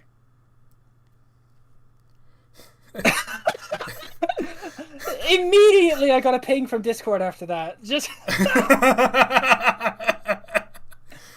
It's the toothbrush creature, Mike. He knows you're chatting shit. It's just like, no, it's toothbrush creature. Hey, you up? No. Oh, What's God. that? It's a video by Bird. I love his stuff. Oh Lord. There's it's just the two little birds together, and one of the birds is like holding a toothbrush, and he just says, "Okay, I'm turning in for the night. Good night, man. I'm gonna go brush my teeth." And the guy's just like, "But we don't have teeth." "I don't know. Someone's gonna get their damn teeth brushed." Just, it's such an absurd joke, but I love him so much. Oh, here's it in context. Oh, I see. Honestly, next to this van, it doesn't seem so tall. I'm not gonna lie. Yeah, no, it works better in proportion. Not in proportion. It's out of proportion. It works better in context. It's him. Patrick. This just says Patrick Gustav. The town council ain't gonna fucking refuse me now. I'm gonna build me garden shed. If it's the last thing I do. Why does this feel like a scene out of like Gulliver's Travels, but set in the Second World War? Oh no, it's that Gulliver's Travels movie, what with Jack Black in it. You know, the famous scene where Jack Black just tore down the shredder Gustav. Yeah. This is like a gag from Hot Fuzz. You know, where the farmer has like a million different guns and stuff. He just has an entire railway cannon in his garage. Yeah. You do have a license for that firearm, do you, sir? This one. He does this one. He does for this one. What do you mean, this one? He just opens the garage and this is in it?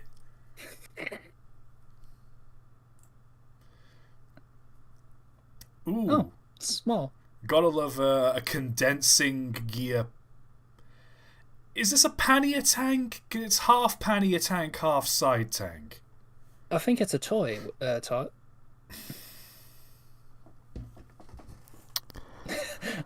Really? What makes you say that, Mike? Well, I don't know. Something about it. Just a hunch. Ugh. Oh. Why does this look like one of those like really lanky dogs?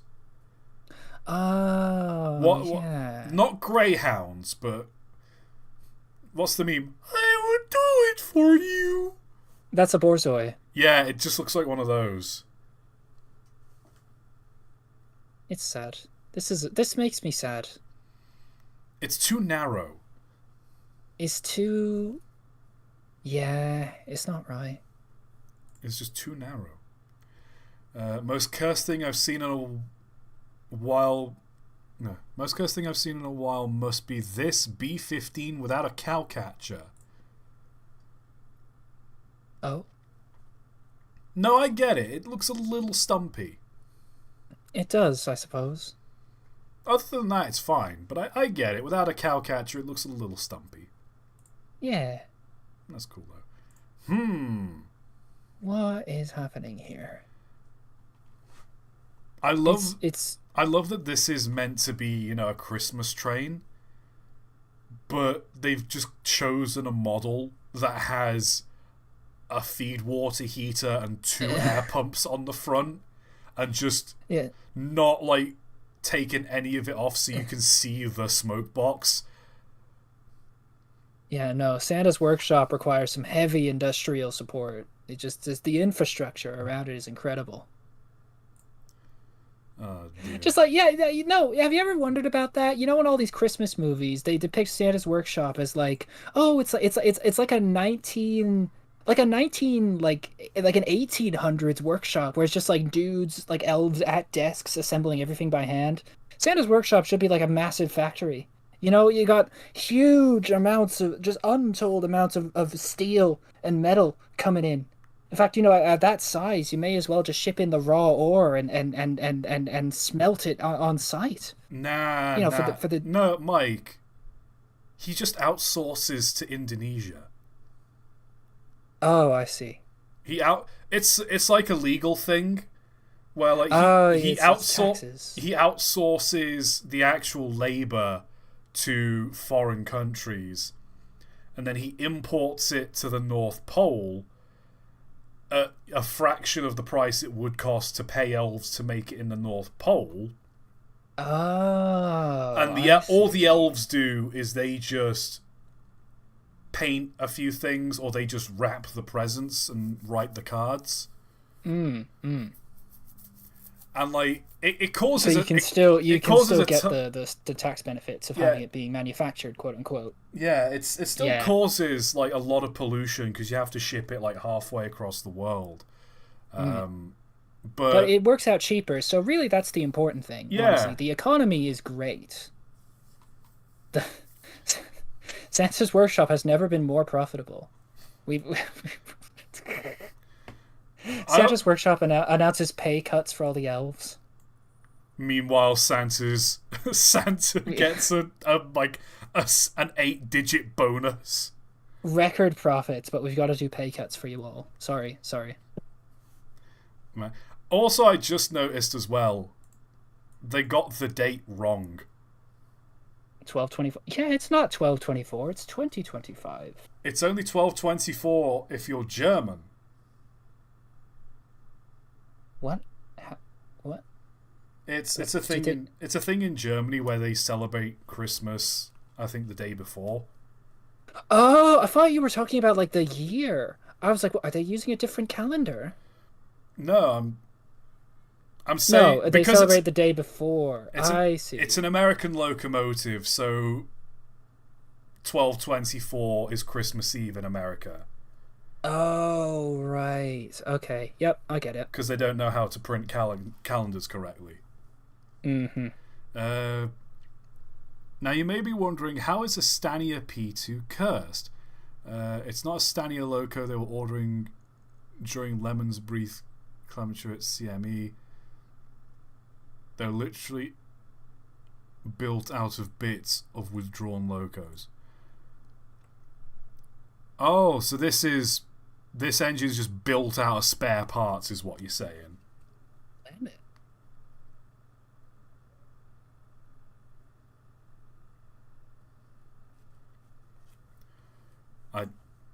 Just lemon... dead. Both of us drop dead. The lemon comments what killed us. Lemon?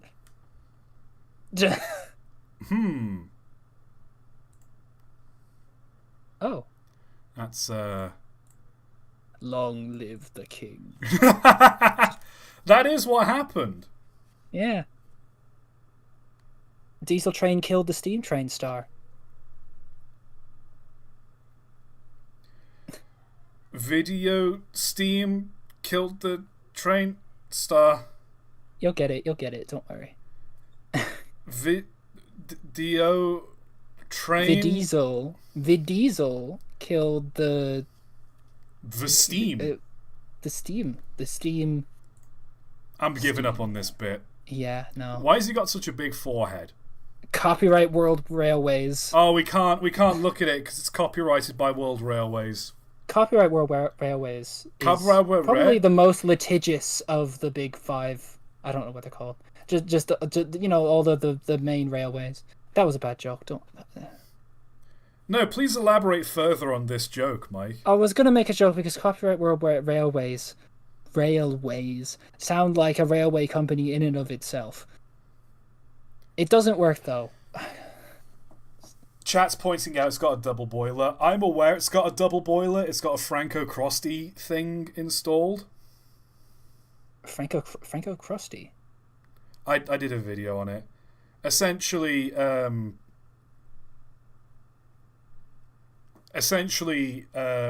Franco Crusty system was designed in Italy, and the idea was to save fuel.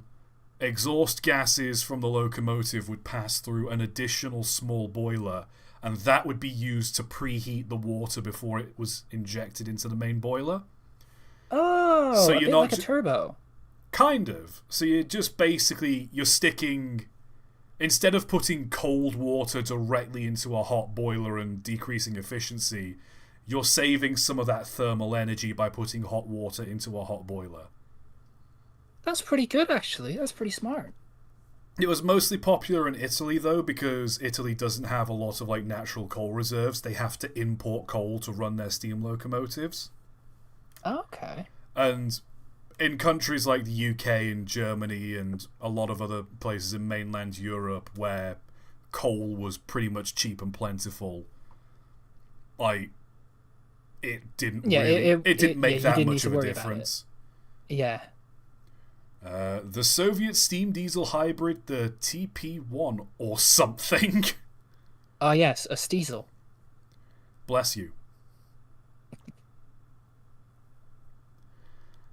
I mean, I think I'll do a video on this at some point. I think I might have touched on this when I did the video on my kits and still locomotives.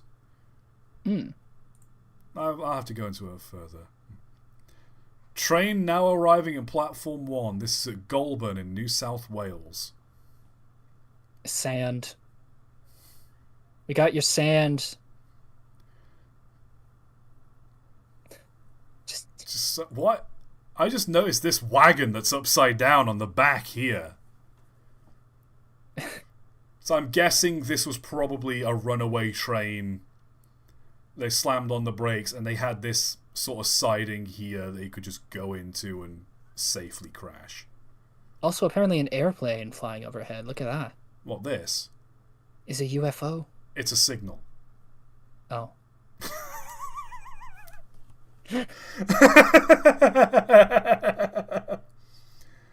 I generally... Okay. The post is white and the sky is white and it looks like it's a flying thing. It's a signal, Mike. It's a UFO. It's an alien. They're here to take our sand. They ran out of sand on their planet, so they're invading our planet for sand. They want our sand. We can't let them have it. We will fight them on the beaches, for our beaches. We will fight them for the beaches. Why have I got that image in my head? You know the Diogenes behold a man? Yeah. I just picturing pointing out a signal to you and just saying, behold, a plane. Wow. A blue LMS Ginty. stands for large, medium, and small. That's the sizes they come in.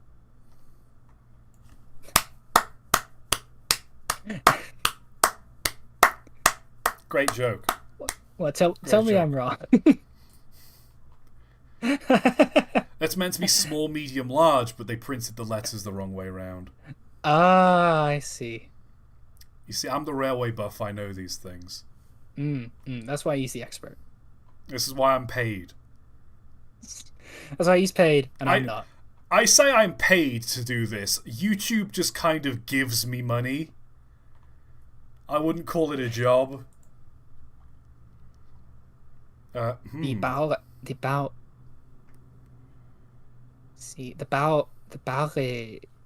fuck. It's the EI and the IE that always fucks me up. It's the Bowie. It's about Baogai. No, because H is not pronounced. So it's the Baogai. Baogai. Give him a minute, chat. He'll get there. It's been too long since I've done German. Okay.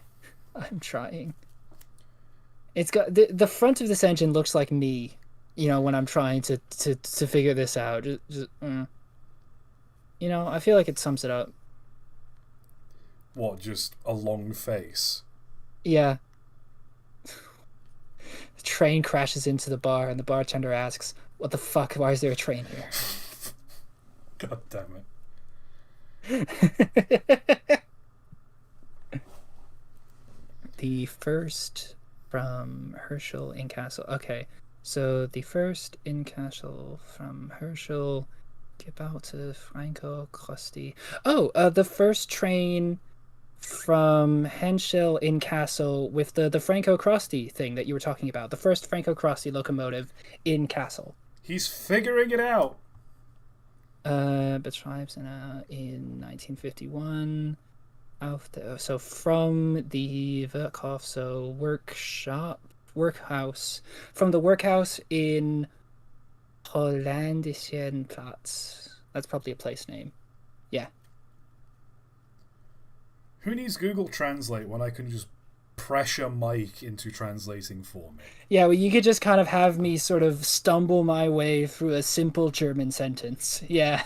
More Gmod trains, which, sure, they're not too bad. They're just trains in Gmod, not really that cursed. Yeah. Like, some are more simple than others, but it's whatever. Good lord! Wow. Hey, I heard you like water, so I put water tanks on your tender locomotive to give it more tanks and water tanks. She water on my tender. She watering my tank until I tender. Speaking of water, gonna have a drink. Refreshing. Moi hydration. Ich bin sehr hydrated. I don't know what the German word is for hydrated. Just say hydrated in a German accent, that'll do. I don't think that would work. Hydrated. That doesn't work very well, I think. Ach, you need hydration, mein Freunde. Also, you can't help but say hydration with an English accent. That's what you did.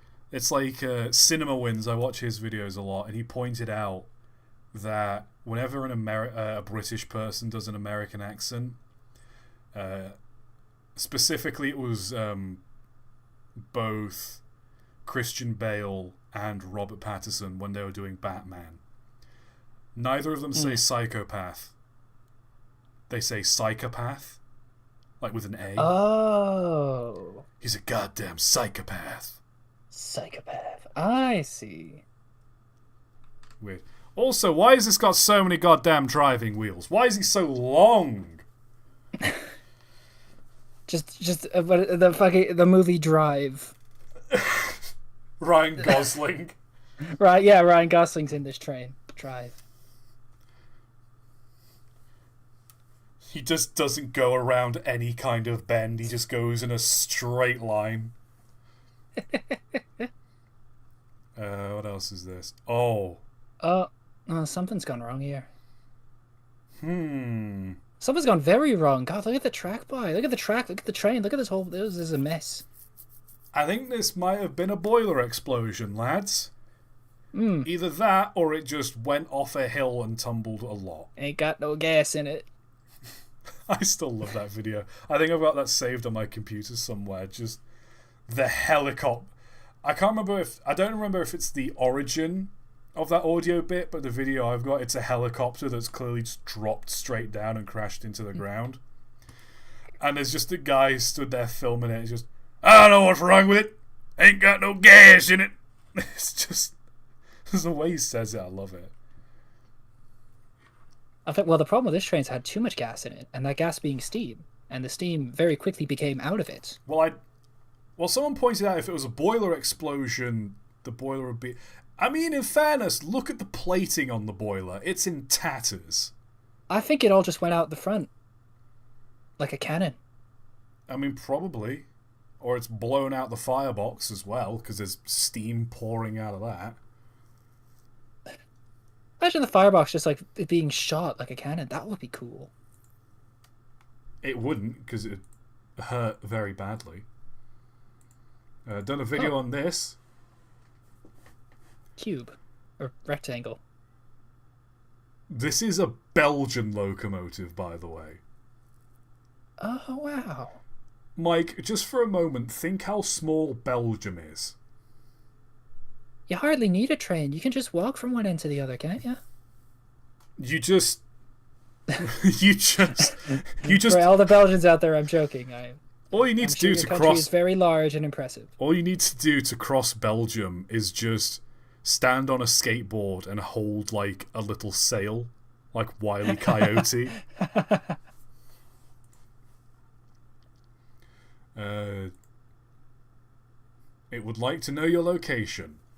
Why? What? I don't know. It just wants to catch up. Have a brew. Wants to say hi to you. More Gmod train. What is this? What is this? And, but, or... it's conjunction junction. And, but, this is, or phrases. No. I know what this is. No, I know exactly what this is because this is one of those weird, like, 70s things that I know of. There was a show called Schoolhouse Rock, which did little educational segments, a bit like Sesame Street, but instead of having puppets, it was all animation. And one of the segments was Conjunction Junction, which had the opening of it had a dude running across the top of train cars, and it had those words on it. I know exactly where they are. Only you would get that reference. Well, yeah. Also, I love. I don't know where that face is from, though. I don't think that was a part of it. I know this face because it's I think it's the cover of an album by War. Oh. I think if you look up albums by the band War, I think this is one of the faces. Like this is the cover of one of the albums. And as soon as I saw it, just in my head, why can't we be friends? Why can't we be friends?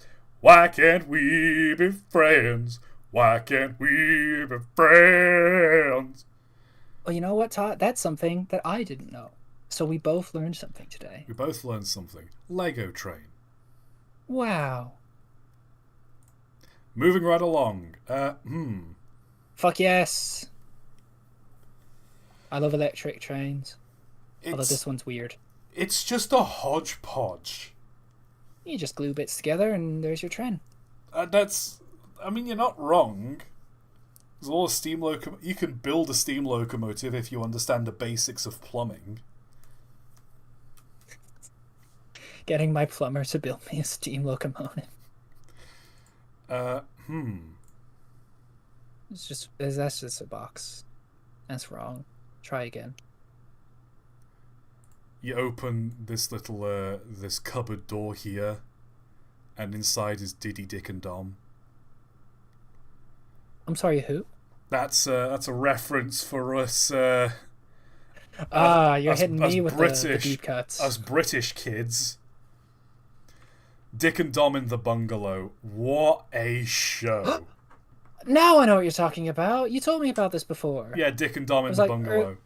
Early 2000s kind of thing. Yeah, it was so crass. It was incredible. I love it.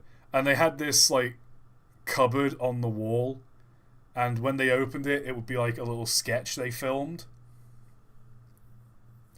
And the idea is like, it would be their heads, like, sticking through, like, a black sheet or something on, like, a black background, so it was just their head. And underneath was, like, a little mini puppet body. Oh, I can picture that, yeah. It looked really dumb, but, you know, it was just them, like, it was just comedy bits. I love it. Oh, also someone in chat said, train of thought, this is the East German high-pressure steam train I told you about. Ah. Huh. That's pretty interesting. Awful lot of pressure in that box. It's a hot box. Oh, hey, I did a video on this, like, 2 weeks ago. I kind of like this one. It's diesel pneumatic. Diesel pneumatic? Okay, so So you're using a diesel engine to pressurize air to run cylinders? Yeah, basically. Why would you do that? Because. I see. Okay. I hope that's clarified things. Very clarified. Oh, hey. Oh, yeah, the gyroscopic train. I was going to do a video on this, like, I think a couple weeks ago. I was like, I know what I'll do. I'll do a video on the Bren gyro monorail. I'll do a video on that. But I was like, okay, let me just look up some stuff. And I was like, hold on. Has anyone done a YouTube video on this recently? Because I don't want to... It's a genuine fear of mine. I'll upload a video and someone in the comments will be like, oh, did a video on this last week. And I'll be like, wait, what? And I'll check it. And I'll be like, yeah, no, they did a video on this last week. And it's like, oh, God, I'm going to look like I copied someone else's video. And I don't want to do that.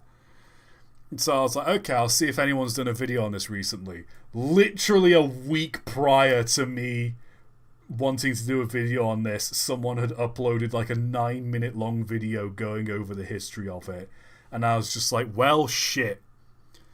I guess I'm not talking about this then. Oh, yeah.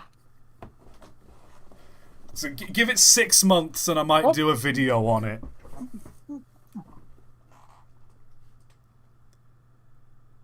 Yeah, it's crazy. You good, Mike? Yep. 1 second. What? What's up with your mic? Okay. Where are you gone? Okay. 1 moment. Are you eating something right now?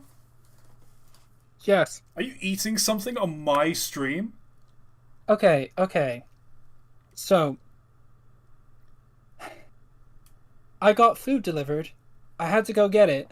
I was hoping to be very sort of clean and sneaky about it, but I muted my mic while you were talking about the gyro train because I knew you were going to talk about that for ages.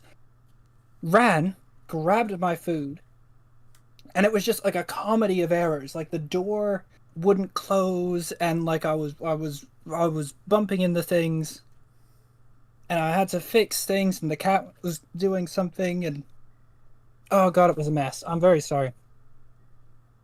The bright side is I now have fries, so. What did you order? Well, I've got chicken and fries. Okay. Or you call them chips. That doesn't narrow it down, Mike. Like, where did you order from? What's the restaurant? It's just a local restaurant. Is it like fried chicken, or do you just have like a full rotisserie chicken and chips? No, I've got a live chicken, actually. It's in my room right now. Of course it's fried chicken, boy. I'm joking. Yeah, it's not, but it's not fried chicken. It is a live chicken, like you said. Mm. And I do have some gravy here as well, but I'm not going to touch it. Oh, is it like KFC, but not KFC? No, it's good gravy. I just don't want to touch it because I feel a little bit bad about eating on stream, and I feel like dipping chicken in gravy and eating it on stream is like a step too far. I mean, KFC, you get gravy at KFC. You don't get anything at KFC, they're awful. Yeah. KFC's terrible. No, I hate it. I'm in agreement with you there. I think I went to KFC. I think I've probably groaned about this on stream before. I was in Manchester city centre, and I went to the food court in the Arndale, and there was a KFC there. And I was like, okay, it's been a while since I've had KFC. I'll see what's on the menu, and I'll get something to eat. And I saw they had this like Malteser icy thing. It was like a Malteser. I think it's called like a Malteser Crush'em. Maltesers, for those of you who don't live in the UK, they're like a kind of chocolate with like a very crispy center. And I saw this like Maltesers Crush'em thing. I was like, that looks nice. It's like a milkshake sort of thing. And I ordered it. And when I got it, it was broken up Maltesers, milk, and just a shitload of crushed ice. Ugh. Yeah, it was like mostly crushed ice. That's a snow cone at that point. What? That's disappointing. It was the most upsetting thing I'd ever had. And I've just never been back to KFC ever since. And it cost cost me like £4.50 or like £5. And like it was mostly just ice with some Maltese, with some like blended Maltesers and milk in it. You know that thing from Pulp Fiction? Like what? Okay, a milkshake. That's like what? Milk, ice cream, and a cherry. How do you get a $12 milkshake? How do you get a £4 snow cone? Water's free, pretty much. Because it's KFC and it sucks. If you want good, If you want good fried chicken, you go to just anywhere else. You go to Manchester Fried Chicken, New York Fried Chicken, Hot Crispy Fried Chicken. Just any of those like knockoff fried chicken places you see around Manchester. Because you can get a box of like... I remember there was this place when I was in university. For 12 quid, I could get a 12-inch pepperoni pizza and a box of like 3 pieces of fried chicken and chips for like 12 quid. Oh, that sounds like a good deal. Don't get me wrong, it wasn't very good quality. Like, if you don't have a decent immune system, it probably would kill you. But it was cheap, it was greasy, it was meaty, and it tasted really good. You know what really impressed me when I was in the UK? The quality of the McDonald's. Like, McDonald's is still mid as hell over here. Compared to, like, in Canada, McDonald's in the UK is fucking fantastic. Like, the chicken is, like, more real. You know, it's probably because it's not as heavily processed. Yeah, that's probably it. But no, I'll tell you what, you know, when it's late out, like late evening out in London, and you're getting the train back, you know, you're going out through the station, and there's a McDonald's there, absolute godsend. Just like chilling out at the train station, eating some nuggets, and just waiting for your train. Vibes. Love it. I miss that actually, you know? Part of the fun about taking the train really is just sort of vibes about it. Honestly, You're just like waiting, chilling out. there's something about like traveling through Manchester late at night on the tram with just like a bag full of like hot food that you've ordered. And like it's slowly going cold, but it's just like having like a bag of like hot takeaway food just next to you on the seat on the tram. It's dark outside and you're just watching everything roll by. It's a vibe. Conversely, like running, you know, like this is one of the things, you know, when you're running from like the train because you're a bit late for something, so you're just like When get you're off the train, when you you're run running from the police. Well, it could be the police. It could also be that you promised to see someone at a movie and you left your house like 20 minutes late, or you missed the train that you're supposed to be on to be in time to see the movie. This is a true fact, and I'm going to tell you about this because I'm proud of it. Actually, give me a moment. Give me 1 second. So I was running into London, right? I made plans with some friends. We were going to see Perfect Blue at the Prince Charles Movie Theatre in Leicester Square, London. I was meant to get the train out at like, I think it was like 9:30, and I missed the 9:30 train by like a hair's width.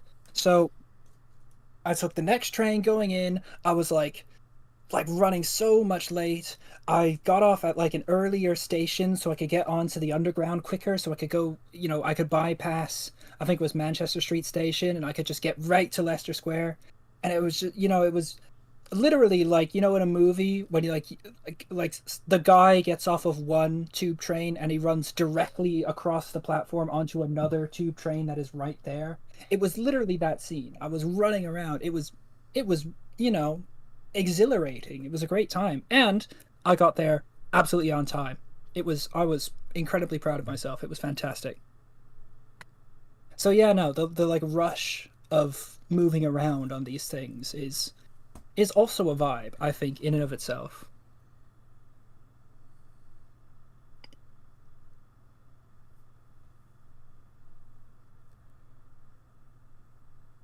Good job. I don't really know where else to go with that. Good job. Yeah. And chat, meanwhile, is just banging on about McDonald's. Chat do be talking about that McDonald's. That's chill. Johnston 16-wheeler. Love that. I think we've seen this before. Ooh, I like that. And monorail. Monorail. And we'll end it here Rock? with Rock Island, Rock baby. Yeah. Rock Island, baby. I'm going to Rock Island. Okay, it's getting late. I'm feeling a bit peckish. Mike has food. I do. I just noticed there was no D-Man this stream. Oh, that's all right. You know, we'll see him next time. He'll be back. Yeah. He always comes back. Let's see what people have been posting in stream highlights. Oh, I love this part. He put the big boy's number plate on his tiny ass Ruston 48. Oh, Laurie. EU card. Egg. I love just like whenever animated, like stop motion animated shows just have such simplistic designs like this. It's like he looks a bit like something from Postman Pat, doesn't he? Yeah. Like, it's designed so that you can't see the mouth all the time, so it's easier to dub over when you send it to foreign countries. Yeah. And it's easier to animate as well, so the animators don't have to pay attention to all the mouth stuff. But I just love, like, that there's not a thought going on behind those eyes. Head empty. Oh, someone took the picture from earlier. You know what? With the black smoke box, I don't think that looks as bad. I don't know. I don't think it's an improvement. It's not much of an improvement, but it's an improvement. Like, I And we wouldn't... got brown. Like, given how the colour this was before, like this weird, like, faded yellow, I don't think that's too bad. It's not great. I'd have it one consistent colour, but otherwise, it works better at least. Yeah. Here we go. LNER got 60,000 added to their road numbers. LMS got 40,000, leading to a few 50,000 numbers. Southern got 3,000. Great Western got nothing because their brass number plates on the side. 7,000 and higher was reserved for new standard steam engines, and 1,000 and 2,000 were for diesels. Ow. There we go. It's our favourite cardboard cutout. Analog horror ass character. So small. People just atting me. Oh yeah, the bit where I was talking about the... Oh, that was a specific reference to something. I said there's a moment in Secrets of the Mimic where that happens. And it's I see. You're telling me that this robot, every single part of it isn't, like, has a melting point of, like, 40,000 degrees. Yep. Yes! Yeah. Yes! Like, just the way they've softened the silhouette of Freddy Fazbear, the way it's hanging awkwardly. Goated image. Absolutely goated image. It's from a comic book called Storm. That's why it's drawn so well. But also I hate it because it's wrong. This is the Minion train, Mike. Look at it. Get on. The Chesapeake and Ohio, Mike. I don't want the Minion train. Get on it. Please. No. You open that hatch, there's a little minion sat there going... Oh, Oh, God. Hell. Gland hand. I'm so glad this has stuck. Old gland hand. I would hope Glandhand doesn't stick. Glad. Yes! They've already made him an emote! They've made him an emote! We did it. I could brush my teeth all by myself. Hold on, please let there be no ad. Here we go. Let's get one thing clear. I can brush my teeth all by myself, okay?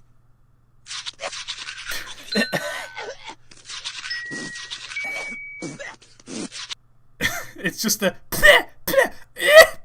It just sells it. This is for me. Oh, I gotta turn the sound up again. I can't hear this. I'm gonna turn it down because it says loud. Oh, brilliant. Okay, well, I'm gonna go listen to it right now, actually. Because for those of you who don't know... Mike, you keep talking every time I'm trying to play it for the people at home. That's because I can't hear it. I have ToT's... whatever. Just play it. Mike. Bawaraya. Mike. Bawaraya, apparently. Bawaraya is... Oh, that's the German word that I was trying to pronounce. Ah, there we go. Oh. Thank you. Hey ToT, a few weeks ago I ended up seeing one of the most cursed things. Post cursed trains in the cursed train channel. Stream highlights is for stream highlights. Mod, kill this man. Decapitate the fiend. 100 years dungeon. Put him in the torture nexus. That's the pain nexus. Oh, okay, this is the before and after, so this is what it looked like before, this is what it looks like after. Oh, that's a bit better. Oh, it's... God damn it. I can't wait for him to say slurs. Car on the track. There we go. Some engines that were numbered 666. Cool. Remember, no accidents in August. Well, that's told me. Well, I mean, were there any? I mean, we're what, the 2nd day of August right now? Me when I'm about to have a massive train accident, and then I think back to the remember no accidents in August, and I'm checking my calendar to make sure I'm allowed to have this massive train accident. Diesel killed the Steamy Star. Egyptian tank engine. Oh. It's just I like this. It's like a stylized Great Western Pannier tank. Yeah, I like it. It's pretty good. Deltarune? This is What is this? Deltarune Chapter 4 confirmed. Wow. I still need to play that. You should. It's phenomenal. Geiger, HR Geiger train. Why does it not have wheels? Because it scuttles along like a crustacean of sorts. I don't like that. I don't. You don't like it. You don't like it scuttling? No. It defeats the entire point of rails. The point of the rails is that there's no friction or very little friction, so it can go fast and pull heavy loads fast. This would only be good as a shunter at best. But have you considered the noise that it would make? It would just be like the Mr. Krabs walking noise, and we all know it. Oh, here we are. A chart of the decline in railway passenger use. Womp womp.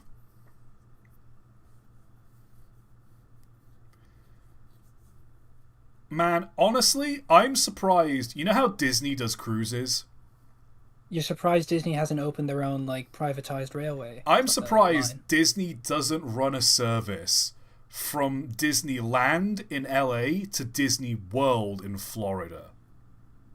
Well, that's the thing. If Walt Disney, the man, the Walter man, were alive today, he probably absolutely would have been for that, because he was nuts about trains. He was a big train nut. I need to do a video on Disney trains at some point. Modern Disney would never do anything like that, because that would actually be something interesting and cool. Oh. And Disney doesn't do that. It's just more live action remakes, but it's not live action because it's all computer animated. Exactly. Moss. Egyptian 442, lovely. The Depression Cycle, and another Egyptian locomotive, and this. Oh, I love this thing. I love the Strand Beast. The wind-powered thing. Yeah. Rest here where you scroll up. More wheels will wait below. No, they don't. I'm going off of this. I'm turning this off. We're done. Stream over. There, we're done now. You're not seeing any more. Because otherwise people are just going to start posting GIFs and memes. And I don't want to see it. I mean, I do want to see it, but I don't want to see it on stream because otherwise we'll be here all night. Is that Rambly Raccoon in that person's profile pic? It is. There he is. Look at that little guy. I don't know who that is, but good for them, I guess. Hell yeah. Oh, I'm tired. I'm hungry. I'm gonna go eat some more egg mayonnaise and chicken tikka. Hell yeah. That's a good thing to eat, right? Someone in chat said it's an 8 out of 10 stream. I appreciate the honesty. I mean, it's above average. That's that's a passing grade. That's like an A, B plus. Well, that's an 80. So yeah, no, I mean that's a perfectly good grade. Yeah. It's better than some of my other streams. I'll give you that. I like the idea of getting notes back on the stream. You know, that's like pretty funny to me. I just pay someone to grade my streams. Yeah. Note: Mike talks too much. Also note, like I don't know, ToT talks too much. There's too much talking. Not enough trains. Not enough. Too much talk about eggs. Too much egg, not enough train. It's gonna make it all runny when we try to bake it. Runny like trains run on time, baby. Oh boy. Eggy. Is that a service? Is that a service where you pay someone and they will grade your live streams and your videos? I'm sure. Oh my god, that sounds like an amazing grift. It's an amazing grift in the same sense that, like, people can get paid to teach other people how to get good at video games. Oh yeah. In that, oh my god. In the sense that it's both a grift and a scam.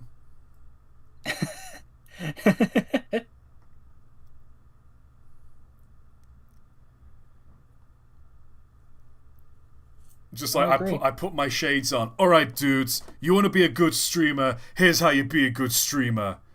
And I'm just one of those like really insufferable people that's got like too much energy, but it's all motivated towards like the wrong thing.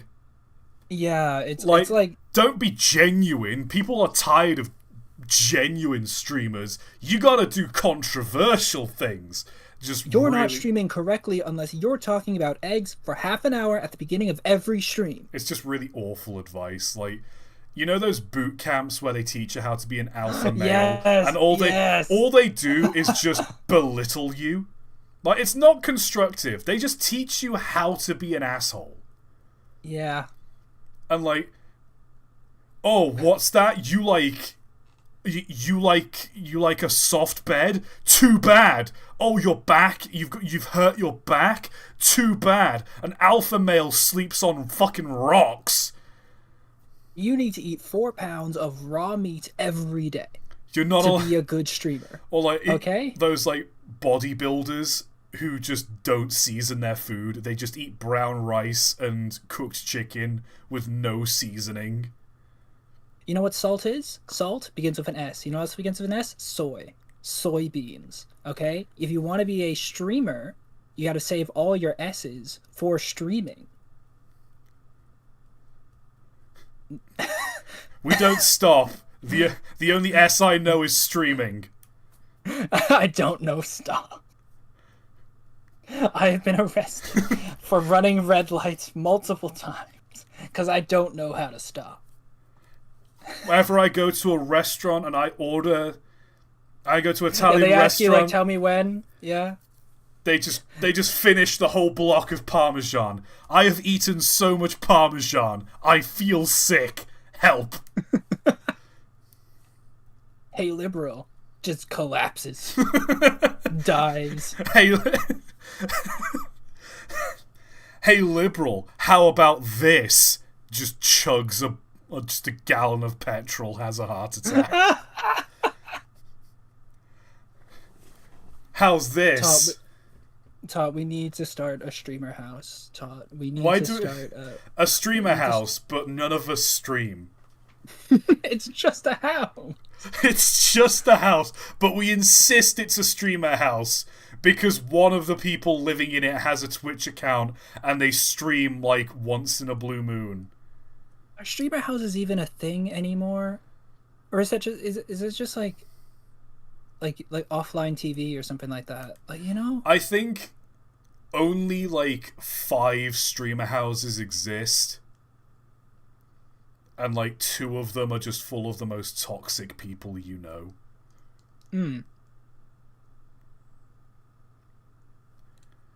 Every streamer house has the e-girl, the autistic guy, the guy that's on a register or is going to be in a few years' time. Yeah, that image, like the guy, the you know, the thing. Which of the... It's just a grid of 9 Wojaks. You must select 4 of them to accompany you in the streamer house. Good lord. Oh no, this is going bad. This is... Once we start talking about Wojaks is the time when the stream needs to end. I know you're a big fan of Wojaks, Mike, but we need... For the sake of my channel... I don't want to be demonetized for talking about Wojaks too long. Because And that's why Wojaks we've come said with some Wojak like very 15 heavily times. some very heavy connotations. Oh yeah, no, they're like, it's not they're not all good. They're not all good. It's incredible the extent. They're not all good. It's incredible the extent people will edit, like, soy jack someone. Like, the one that stands out to me is, like, the guy that's holding, like, a pack of, like, sour gummies or something, and his face is red and, like, scrunched up, and he's just wearing a shirt that says "I heart sour" while he's clearly in pain. Like, it's just a level of hate, like, very angled and focused. It's like pinpointed mocking. It really is. Just like, there is one dude that you are trying to make fun of, and that is the guy who insists that he likes sour things when they are very, very much uncomfortable to him. There is maybe not 4 even that. people It's just on mocking this people. planet. It's just mocking people who like sour stuff. Yeah. Man, all this talk has just reminded me of Lex Luthor from the recent Superman film. What is he? Which, by the way, if you've not watched it, genuinely a good movie. Like, I'm not kidding. James Gunn's Superman film, genuinely a great film. But, like, Lex Luthor in that, he's such a dedicated Superman hater. It's incredible. Like, Lex Luthor's the kind of guy who wakes up early in the morning so he has more time to hate Superman. He is 100%. He would draw Superman as a Sorjak. That, I'm not kidding, that's genuinely part of the plot. Fuck off. No. He doesn't draw, No. not specific, he doesn't draw Superman as a soy jack, but he does create a lot of the online hate towards Superman. God damn it.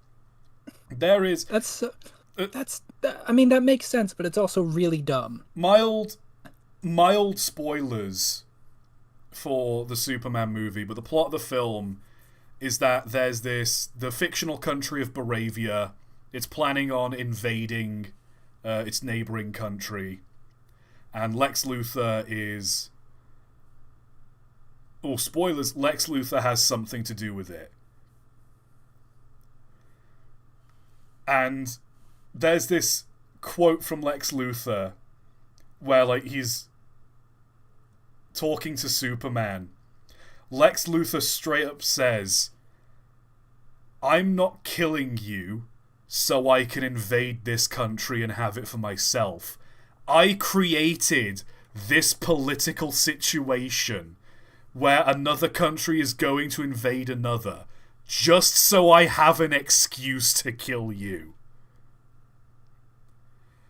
Incredible. It is a level of, like... Don't get me wrong. It's not healthy to hate someone that much. You cannot be a good person and hate someone that much. But there is a level of devotion to hating someone. And meanwhile, while he's doing all that, he's just like posting really shitty anti-Superman memes on Instagram. Yeah, basically. He's doing all of that, and then just like, hold on, I gotta update my Twitter. I gotta put out a tweet really quick. He genuinely just hates Superman for no reason other than, like, the love of the game. Well, he does have his reasons because he's got certain... It doesn't matter, it's whatever. But, like, even outside of the movies, there's a Superman, I don't remember if it's a show or an animated movie, and I think Lex Luthor is dying. He's taken to hospital. I think it was during a fight with Superman. Lex passes out or something. Superman takes him to hospital because he's a good guy like that. Lex Luthor gets the diagnosis that because he's been around kryptonite for so long, kryptonite actually has a weakness to humans. Like, It's like carrying around uranium for a long time. Yeah, I was about to say, Todd, I think that's just uranium. He's just...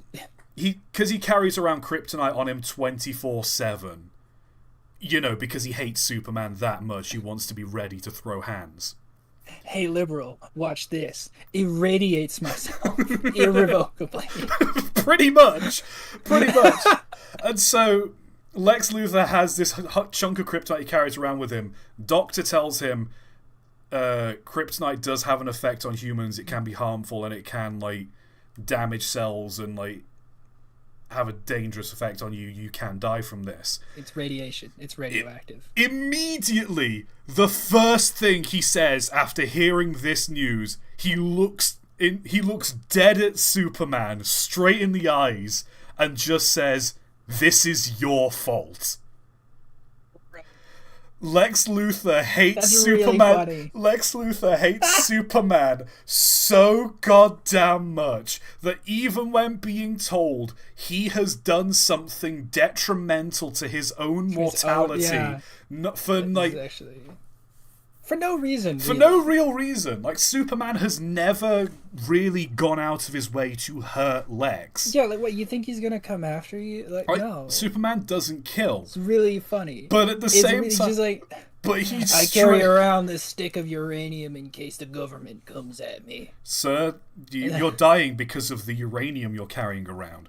Yeah, no, your bones are like 15% lead, actually. They've decayed into lead. God, it's the government's fault. Government. That is literally Lex Luthor. It is just nothing but just straight up hating 24/7. The man is committed. I was going to say, speaking of uranium, this is also a tangent. I found a piece of uranium glass a little while ago. Oh, that's pretty cool. Yeah. You make like a little pendant out of it and you carry it around your neck at all times? Yeah, just in case Superman tries to come at me. I'm prepared. Oh, man. I was going to say, as well as Lex Luthor being a massive hater, so is Dr. Doom. His commitment to hating Reeve Richards, aka Mr. Fantastic, is something to behold. I'll end this tangent here and end the stream on this. Yeah. Because I don't want to keep banging on about this. But there's genuinely a comic arc where Doctor Doom he goads Mr. Fantastic with a fight. He says, "Watch out, Richards. In 3 months' time, I will bring you your destruction." I'm paraphrasing, obviously. But he's just like, I found a way to finally get rid of the Fantastic Four. I will rule the world. I will bring an end to you. Blah, blah, blah, blah, blah. So for 3 months straight, Reeve Richards is planning. He's trying to find contingencies. He's like trying to figure out, okay, what is it Doctor Doom's planning? What is this deadly... It's Doctor Doom's plan that is just he has no plan and he just wants to freaking the hell out. Even better. Reeve Richards spends 3 months dedicated to this because if I don't figure this out, it could mean our death. This could be very bad for the world. Mm-hmm. In that time frame, it's Reed Richards' wedding anniversary. And he's too busy trying to figure out how Doom is going to, like, do his evil scheme. He forgets about his own wedding anniversary.